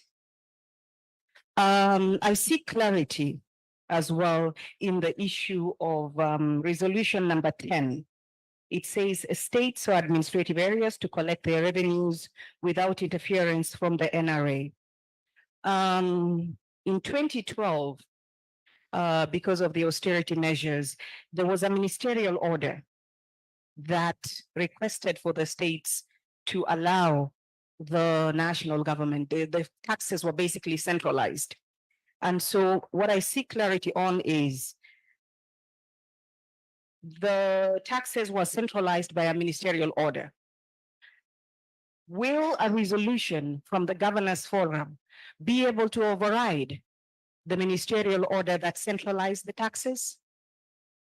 And if not, could we change the resolution to effect the centralized taxes so that the state can be able to collect their taxes that would allow for them then to make the subsidies needed? And it brings me to the concern, I believe it was raised earlier by Yakane. The 400% could have been left to start from the state level because it was discussed at the national level. And now the state governments are being requested to subsidize what was essentially decided upon by the national government. And so it would work better, in my opinion, if it was the other way, so that it went from the state to the government, so the national government, so that they would know exactly what's in the coffers of the state before deciding on the percentage of the increment. My last point is on the resolutions that we make in this forum. All the states, based on their presentations, have different priorities.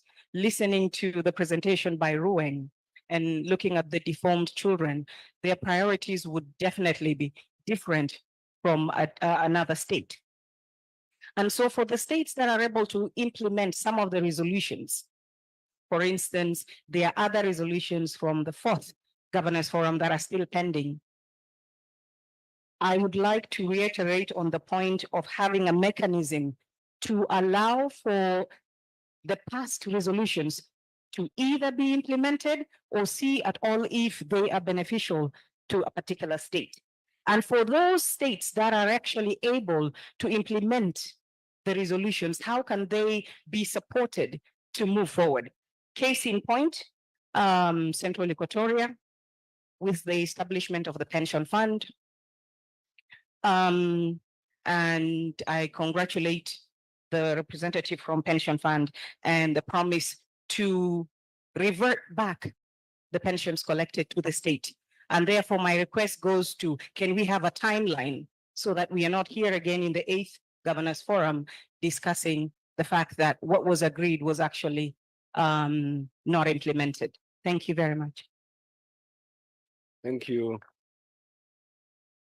I think we go there. Yes. Thank you. Really, I will move you to point number 13.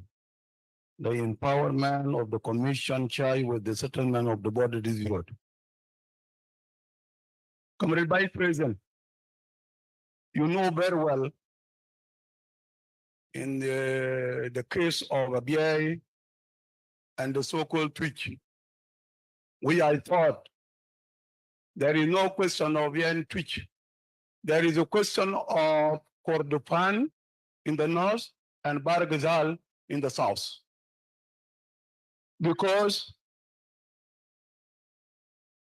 in the peace conference, it was resolved under leadership that no one should use the map of refugees camp or the displaced camp.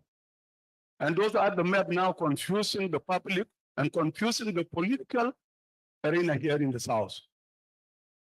Now, you talk about the commission here to be empowered. Who needs to be empowered? I don't know. Vice President is saying Abdel Baghi was given a task. And the task failed completely. And he is still insisting that he is doing the best. Now, question of the committee, they failed. As you said yesterday, the question of moving the cattle from Western Equatoria or Eastern Equatoria has been repeated several times, and I know I was with you. You have tried your level best by that time. The question of committees are repeated. And fighting is continuing. As I'm speaking with you now, the UNAMIS have led the attack this morning, and they are still fighting up to now. If I am wrong, you just make your call, and they will tell you now what is going on the ground now. UNAMIS have become a part, everything written by the governor, UNISFA. It has become a partial of Abiy administrative area. And Abiy have become independent. In that sense, they said Abiy is an entity by itself. Okay, if it is an entity by itself, what I want, I'm for the people of Abiy, 100%. Better than those who are claiming they are son of the area. Because I know Abiy. I walk in the area of Abiy, and I know what is going on in Abiy. Our people always are suffering. You, the government here, you sit and discuss things which are invalid. They are for yourself. They are not for the public. You are not concerned about the public. What I want to recommend, what we need immediate departure of the selected committee here to go to front line. Taking those people across their border and taking the other side to their border. And now you have secured the life of the people. This is what I want. I want immediate dispatching of the committee equipped to go to the other side. And number two, the point of Mokwe, it is in place. Mokwe is a chairman, Mokwe is a member of the committee of the borders between the south and the north. We are not discussing, because discussing the question of Abiy and Twitch, never. We never fought in a single war, sending our grands and grandfathers. It never happened. We are one people, loving themselves and staying in coexistence. Now, it is these generals who are triggered the war. and making themselves that they are part and partial of the South. They are not partial of the South, they are partial of the North. Thank you very much.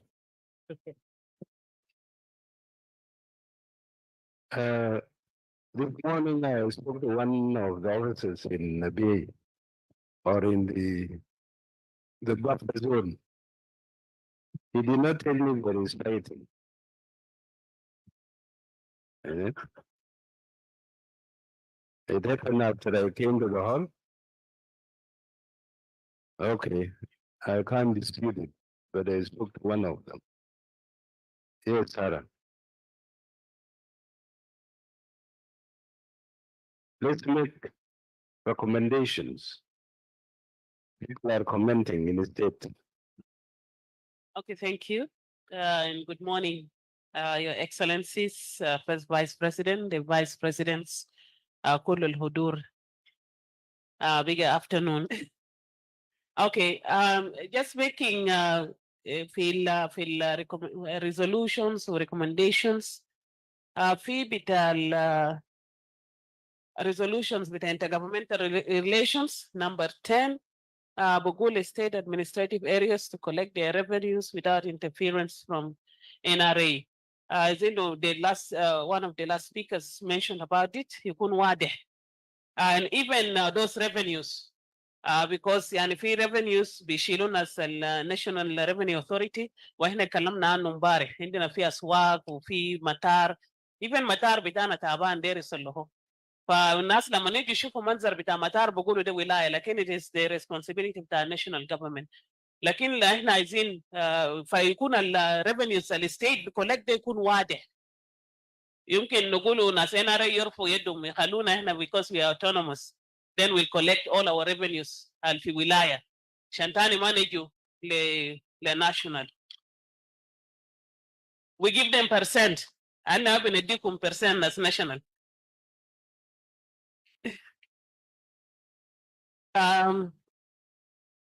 في recommendations زي ده في 17 ولا 8 17 بالنسبة the national government should increase emolument acts for constitutional post holders. I want to recommend that كده يكون كله including ال assemblies عشان احنا في ولايات دي أول حاجة اللي قاعد يتأثر في إدارات بتاعنا. يعني في خلافات شديد ناس الولاية بيعملوا emolument act at some level that the state cannot afford. And when we want to dialogue about that, there is no consensus. So I want to propose a recommendation خليجي من زي بتاع 2010 ده من رئيس لحد المجلس كله يخش the same emolument act. إذا ولاية بقدر يزيد لناس بتاعه ده طبعا ده بقى حاجة بتاع ولاية. So because this is the one that is creating issues في الولايات. But you have already passed your emolument and remuneration acts. مش كده؟ The states have done so. لا احنا لسه Or بنراجع. the state assemblies. لسه بنراجع فيه. We have not reached the final yet. لما كل state عمل حقه. كل state عمل and we form the committee عشان يعمل review واحنا نشوف احنا ولاية بقدر يعمل شنو. الكوميتي فوق وزارة مالية فيه نائب الحاكم and some members of the assembly يراجعوا يشوفوا احنا قوة بتاعنا بكون كيف. So that committee لسه ما جاب recommendation بتاعه. Okay. في حاجة في security برضو I want to add بالنسبة لل in terms of the PIT for the organized forces, we want to recommend that we should require the Minister of Finance to remit the PIT of the organized forces to the state Ministry of Finance. عشان احنا فترة ده كله بقولوا بمشي ولاية لكن احنا we've never received it.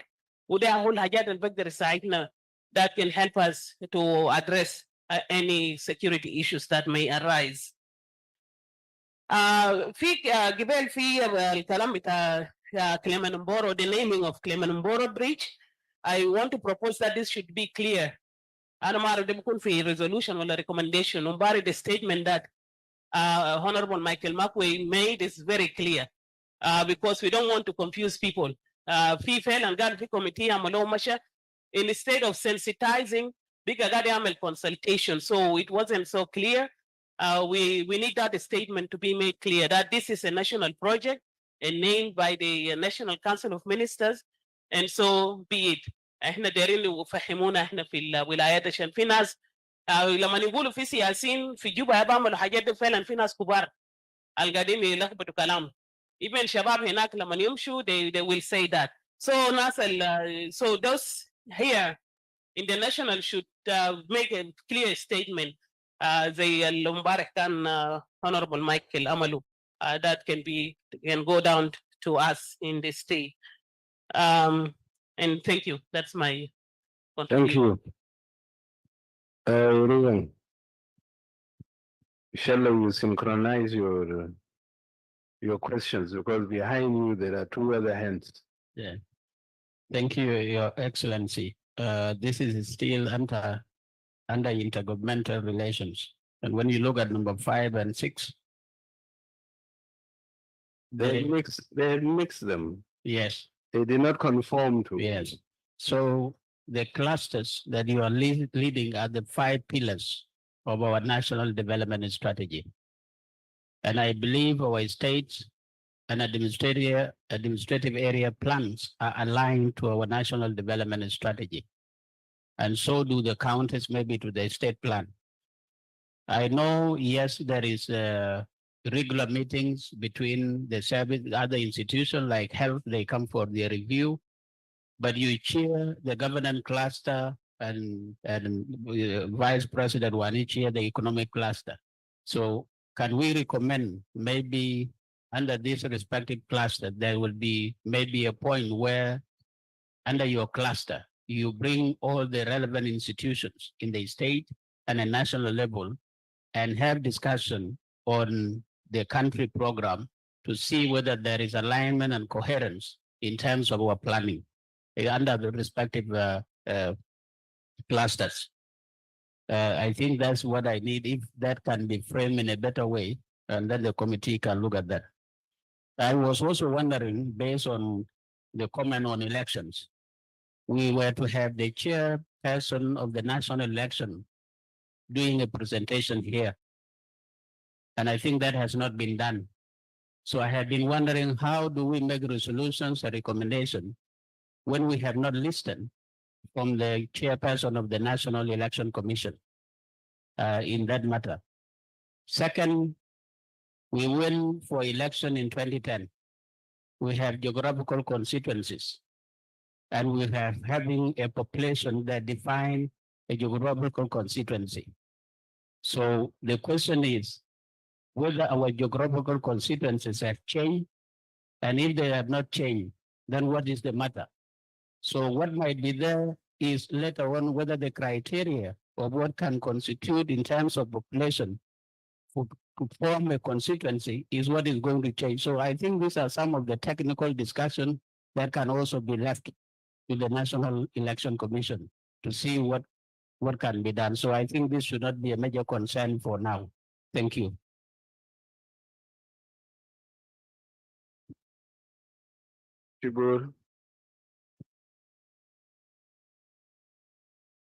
Thank you, First Vice President of Republic of South Sudan, another Vice President who they are present here.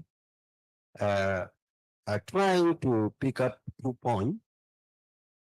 Yesterday, Council of Ministers, he was presenting his report. He was mentioning that in county of South Sudan, Council of State, and he was reporting that Greater Bibor has 2 counties.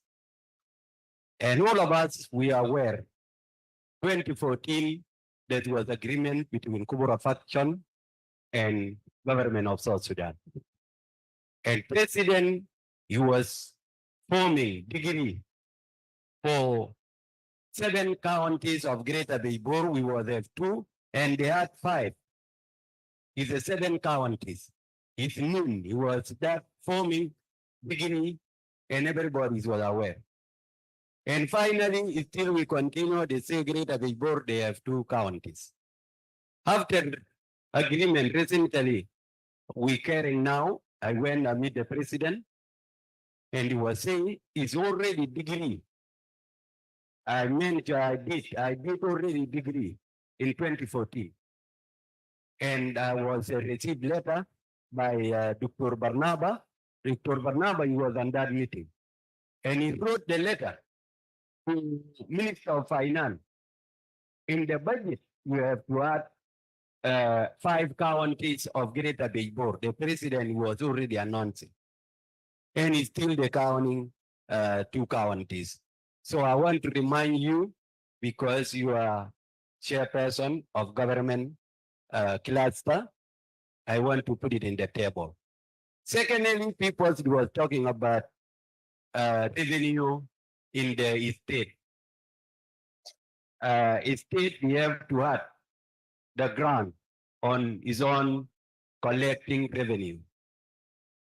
There was some colleague and some people already mentioned there is a state really, he cannot able. Especially Greater Bejbor, we don't have even road, like I mentioned in my report. We don't have even the good going to Greater Bejbor and situated area. Sometimes we survive by the what is called the flight. Sometimes some traders, they can rent the flight going to Bejbor. And during this raining season, even there is a flood in Greater Bejbor, there is not any flight going there. Like we reporting, even our salary is still here in Ministry of Finance. We cannot deliver to Greater Bejbor and created area. But I want to mention really, Greater Bejbor, we don't have any collection revenue in Greater Bejbor and created area. Thank you so much. That's what I want to put the mention in your table. You have the biggest potential. Our wildlife is in Bejbor. If we were to revive Merwa Center, many people will be visiting you and the revenue will be coming. Not only Merwa, a lot is there in Bejbor. Yes, you're right. But wildlife is under Ministry of Wildlife. We know there is a company called Park Africa, but they did that agreement with the Ministry of Wildlife. And all about we see there, we don't know really what was agreement. And there is not anything concern in Greater Bejbor. Thank you. Shukran. Now next is Abiy. Thank you, Your Excellency. I have very little to say. It's about the elections. The constituencies, for some, are not very clear. When it comes the day for, I think the day for yesterday or yesterday, there was a presentation about participation, number of the seat in each and every state and administrative area, when especially for Council of States. The normal practice we know all over the world usually for such house is equal number to the states, whether they are big state or small states. We hope this one also will be observed in this situation. As for idea, we have talked much about the 400%. We will not go back to it, except the fact that you have only divided the people of South Sudan into 2 categories. One part will be receiving 400, and the other part is up to them whether they are able to meet it or not. It's left like that. For this conference, really, I thought the conference is mentioned for those who are coming to attend it and invited. And for a program with already a known program. Some of us, we are here because we have been officially invited by the relevant authority and talking about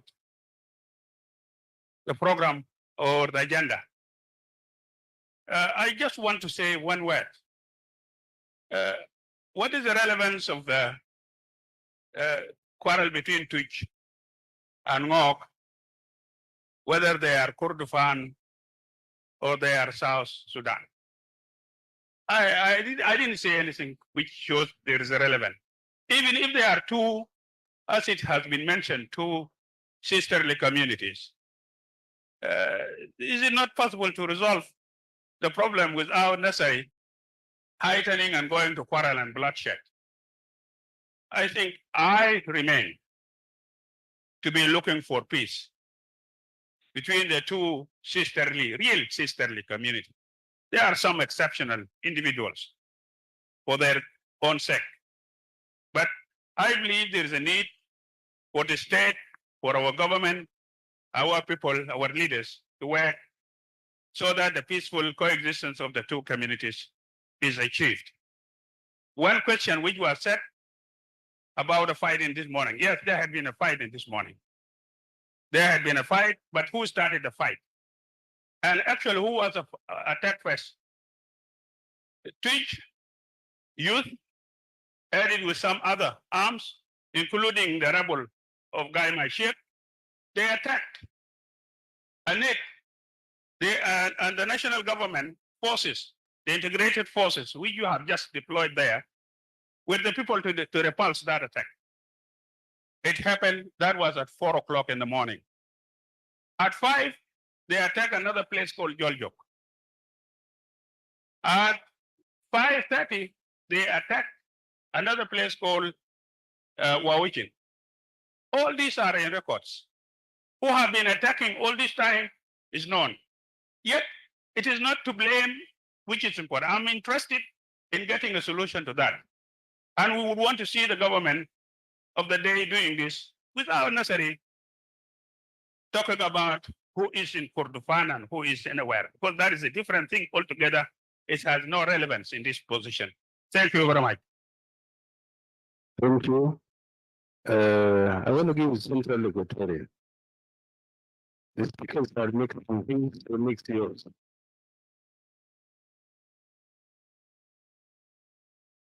Your Excellency, thank you once again, and all excellencies, ladies and gentlemen. I have three amendments, but before I do that, Your Excellency, I want to thank you for the opportunity. First, Your Excellency, I thought we agreed that the debates has taken these 5 or so 6 days we have completed, and I thought so.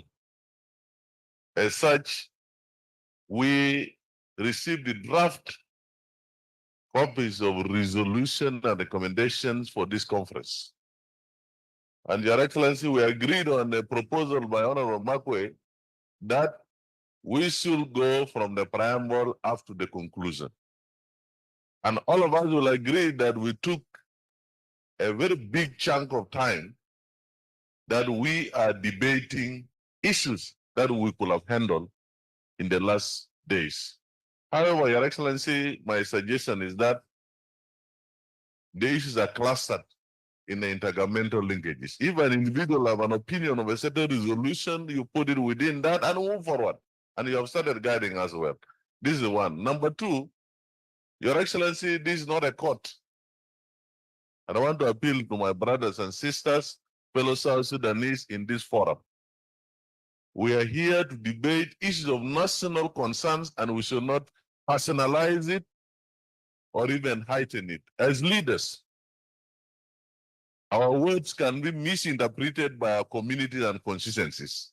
And we are talking about cohesion, Your Excellency. Peaceful cohesion, national cohesion. And therefore, we are called upon to demonstrate that. 3, I want to appeal, Your Excellency, to, I know we are not governing, and the President has quoted that we have few errors left and right. Let us not be defensive. But it should not be a platform also here to settle political scores. If you have grievances with a particular state, particular governor, particular minister, we shouldn't use this forum. Now, having said this, Your Excellency, I would like to emphasize what the governor, I mean Administrator Roeng have mentioned, that first I agree on intergovernmental linkage with the Honorable Angelina. The question of respect of mandates should be across board, from the national up to the last level of government, the local government.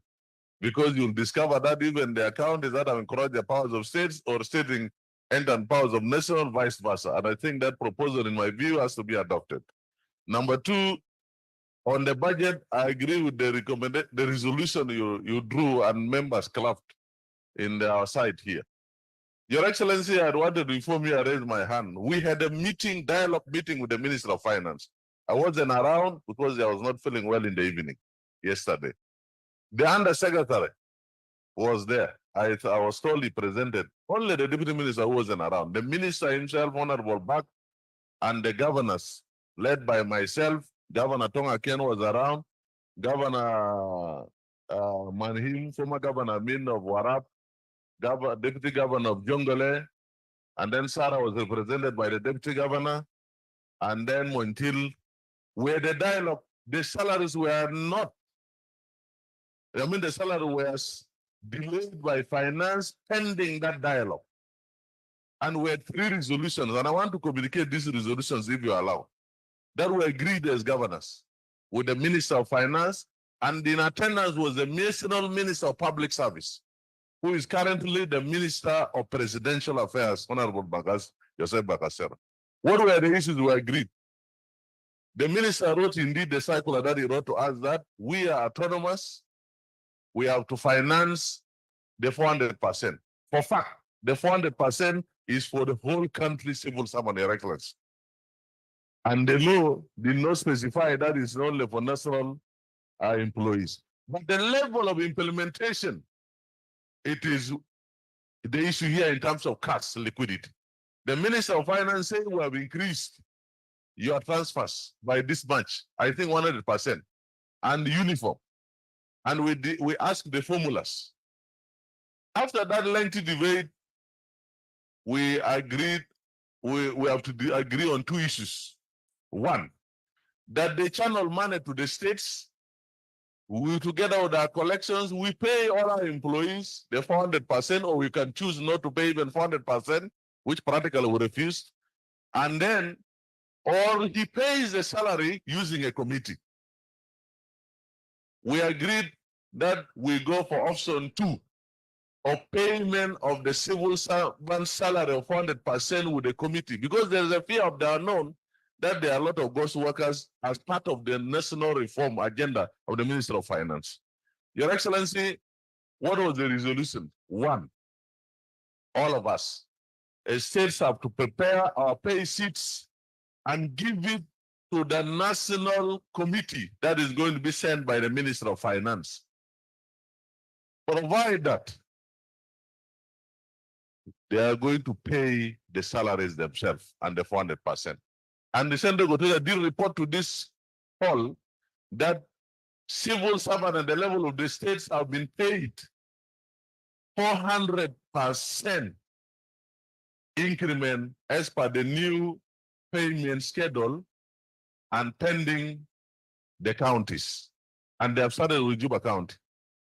Your Excellency, it is true. The minister acknowledged that if there is deficit, he and the authorities, the Minister of Finance, is going to send the deficit to the respective states. And this will determine how much will go to each state, because it is not going to be equal. The deficit that will come from Jongole definitely may be different from Central Kotora in terms of workforce. This is what we agree. The contentious issue, and this is what I want to draw to this attention, because we have already resolved, I'm only giving information, is the payment of constitutional post holders. Your Excellency, we have bloated government because of the peace agreement. In the spirit of implementation of the agreement, we agreed in that meeting, and nobody took responsibility on this, and I can speak with that point of contradiction. That what happens, the states, you are very right, Your Excellency, that the states have actually enacted their own emolument acts. Case in point, Central Kotoria. We have own emolument acts, where a member of parliament is paid, Honorable Minister, 700,000. These are facts, these are public figures. Because several times and quite often we have requested the national government and Minister of Finance in particular to write a circular what happens on the question of different payments. And you did ask my colleague Dena about the same. And many states, I don't know what is in Jongole and in even Eastern Equatoria. In that meeting, we couldn't agree. However, the Minister of Finance took upon himself and the Minister of Public Service, now Minister of President Affairs, the request that the letter circular will be written, which will be followed after the salaries from the Minister of Cabinet Affairs concurrently with the National Minister of Justice. This letter up to this point, Your Excellency, has not come. And this is what Governor Sarah is asking. This is going to be crisis with the politicians. Though the minister proposed that we have to pay this salary using the 2010 Emolument Act, we put in very subjective question. What about the National Assembly making themselves a law and paying themselves different salary structure as opposed to 2010 Act? Because I'm well aware that Your Excellency, the President and yourself and the National Executive are paid according to the 2010 Act. This is what I know. It's only the National Parliament. Then can we have a national decision that we amend the National Amendment Act? And I think this will be in the resources exercise. So that we have uniformity in terms of payment like the 2010 Act. This is my recommendations about amendment of the National Emolument Act 2010 to conform with the current. Why don't we clap your brothers and sisters? Because we're also talking for their excellencies, not only for ourselves, including you, Your Excellency, and the Vice President. I know we go to the same market. Lastly, Your Excellency, about taxes. I want to suggest that the collection is correct, number 10, but we should harmonize. Citizens are complaining of double taxation. And I thank you that we have also talked about roadblocks. That you'll find one government taxing the same entity, almost similar thing at the national NRA, state, local level, and so on. And for us to be fair to our citizens, we have to harmonize our taxes. So this one can be done by NRA or the National Minister of Finance. Your Excellency, the issue of elections, I totally agree with the administrator of Rueng. We should not decide on institutions whose mandate we have not even listened to them. For example, it's across board. We have packed preconditions into the conduct of elections. No census, no elections. No deployment of forces is across here. I've seen several, even in the recommendation. To me, we have not listened to the National Electoral Commission, whether they are prepared. Or if they are not prepared, what is the reason? They have not told us. So how then do you determine here that there will be no election? Maybe the reasons of not conducting election is not attached to the issue of maybe it's money as proposed by the Deputy Governor of Unity. So to me, tagging and giving preconditions to conduct by election, in my view, is has to be flat. Let there be support to Electoral Commission, let there be across board, so that we are not accused to be speaking on behalf of others when they have not even told us. Lastly, this is of Your Excellency tagging and implementation according to who does what is very important. I want to appeal to our Secretary to help us. Let us say if it is a recommendation or resolution to be done by National Minister of Education, we say National Minister of Education to do 1, 2, 3. So that when we come back, and I want to thank you, Your Excellency, this time, the format is very excellent in my view. Why? Because it has given us like more or less like an evaluation, so that we know what we have done. So we should tag. If it is a recommendation of a particular state, we point that state and we wait for the state governance forum. You, that particular state, what has happened to that recommendation and why, if so. So to me, it's very important. And I thank you. Thank you very much.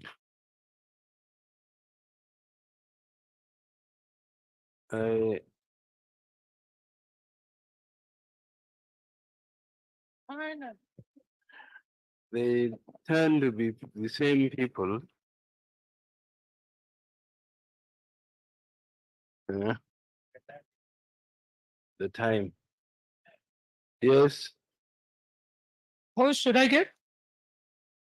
The And woman some- or the undersecretary? Somebody already not conforming to the rules. Professor, isn't it? Not professor, this is me. Yeah. And you are who? William, And the Secretary of Humanitarian Affairs? yes. Or you spoke Thank you. before? Yeah, just wanted to, Okay. we are asked to be specific. And along this line, and I hope the Secretariat is capturing this on humanitarian, that we have to ensure safety of UN and NGO staff.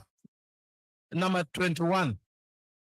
Yeah, who is doing this? I think it is governments at all levels to ensure safety of UN and NGO staff and facilities throughout the country. That is number 21. And number 20, allocate plots of land to IDPs and returnees to reduce dependence on assistance and vulnerability. This is also supposed to be done by states and counties. And then along the same, yes, on humanitarian, Ministry of Finance to release pledge funds to Ministry of Humanitarian Affairs in order to complete the onward transportation of returnees standard in Rang and Paluch to their final destination, and also the returnees coming to Greater Jonglei and Greater Equatoria. Just to be specific, to follow the guideline. I hope the Secretariat has taken that. Okay, shukran. Thank you, Your Excellency. Yeah, they're the same people. Not the same. This one is new, this one is new, Your Excellency. The lady in green.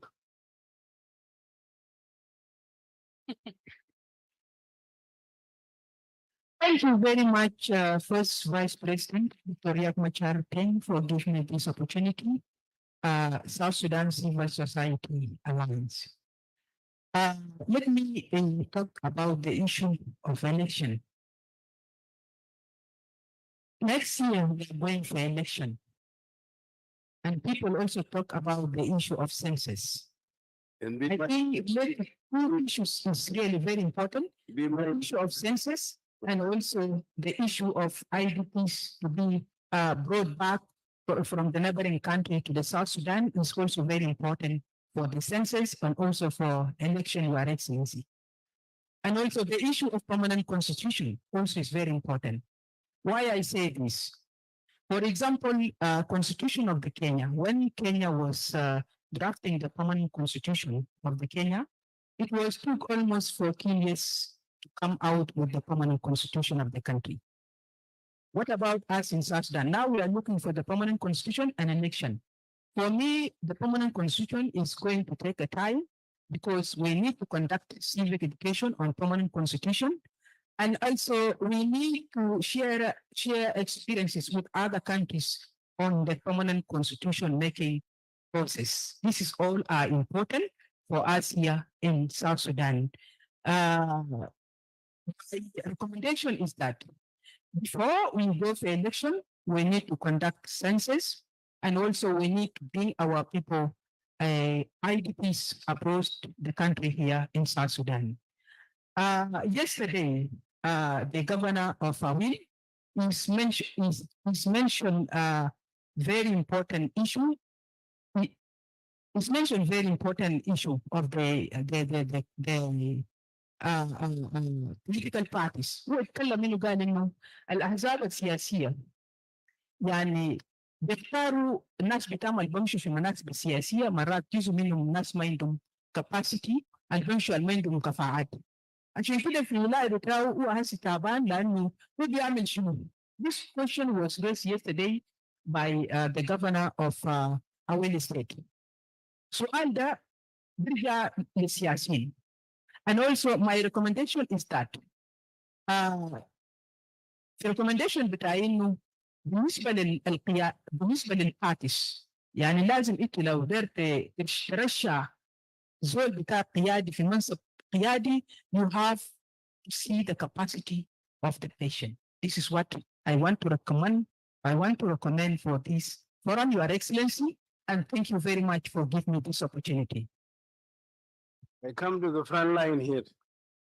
And then we give time for the secretariat to refine our recommendations and resolutions. Yes, Mukwe. Last.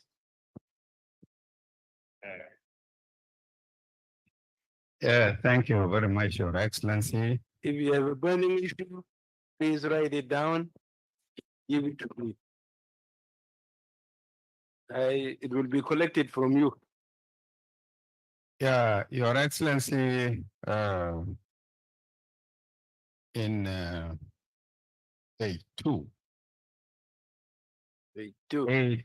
We need to say the national government to carry out peace dialogue. It is the duty of the national government to carry out the peace dialogues. And in the national government, it is the Ministry of Peace Building. Can we do it alternatively? It goes this way, then at the end, they make a bracket national government. Okay, then number 10. In number 10 of in the same page, you say the state administrative areas to collect their revenues, including PIT, without interference from the national government, not the NRA. It is the national government that interferes. NRA collects only. Oh, I thought that was clap. But In number 11, we say, in number 11, we say fully funded development of education, agriculture, healthcare, information technology, and other essential services, and not at the state, at the national, state, and administrative levels, administrative area levels. Because even at the national level, if you are talking about funding of information technology, then it is at the national level, it is not at the state level. So I'm saying at the national level. In addition to that, there was already a proposal that the national government sets up a committee, a border committee, that will look into all the border issues at the state, county, and even Payam levels. This committee was formed a long time ago, and it has to be reactivated. On elections, number 14, you don't form election committees, but you establish election. You don't, the election, the committee, NEC is already established, but it establishes offices at the states.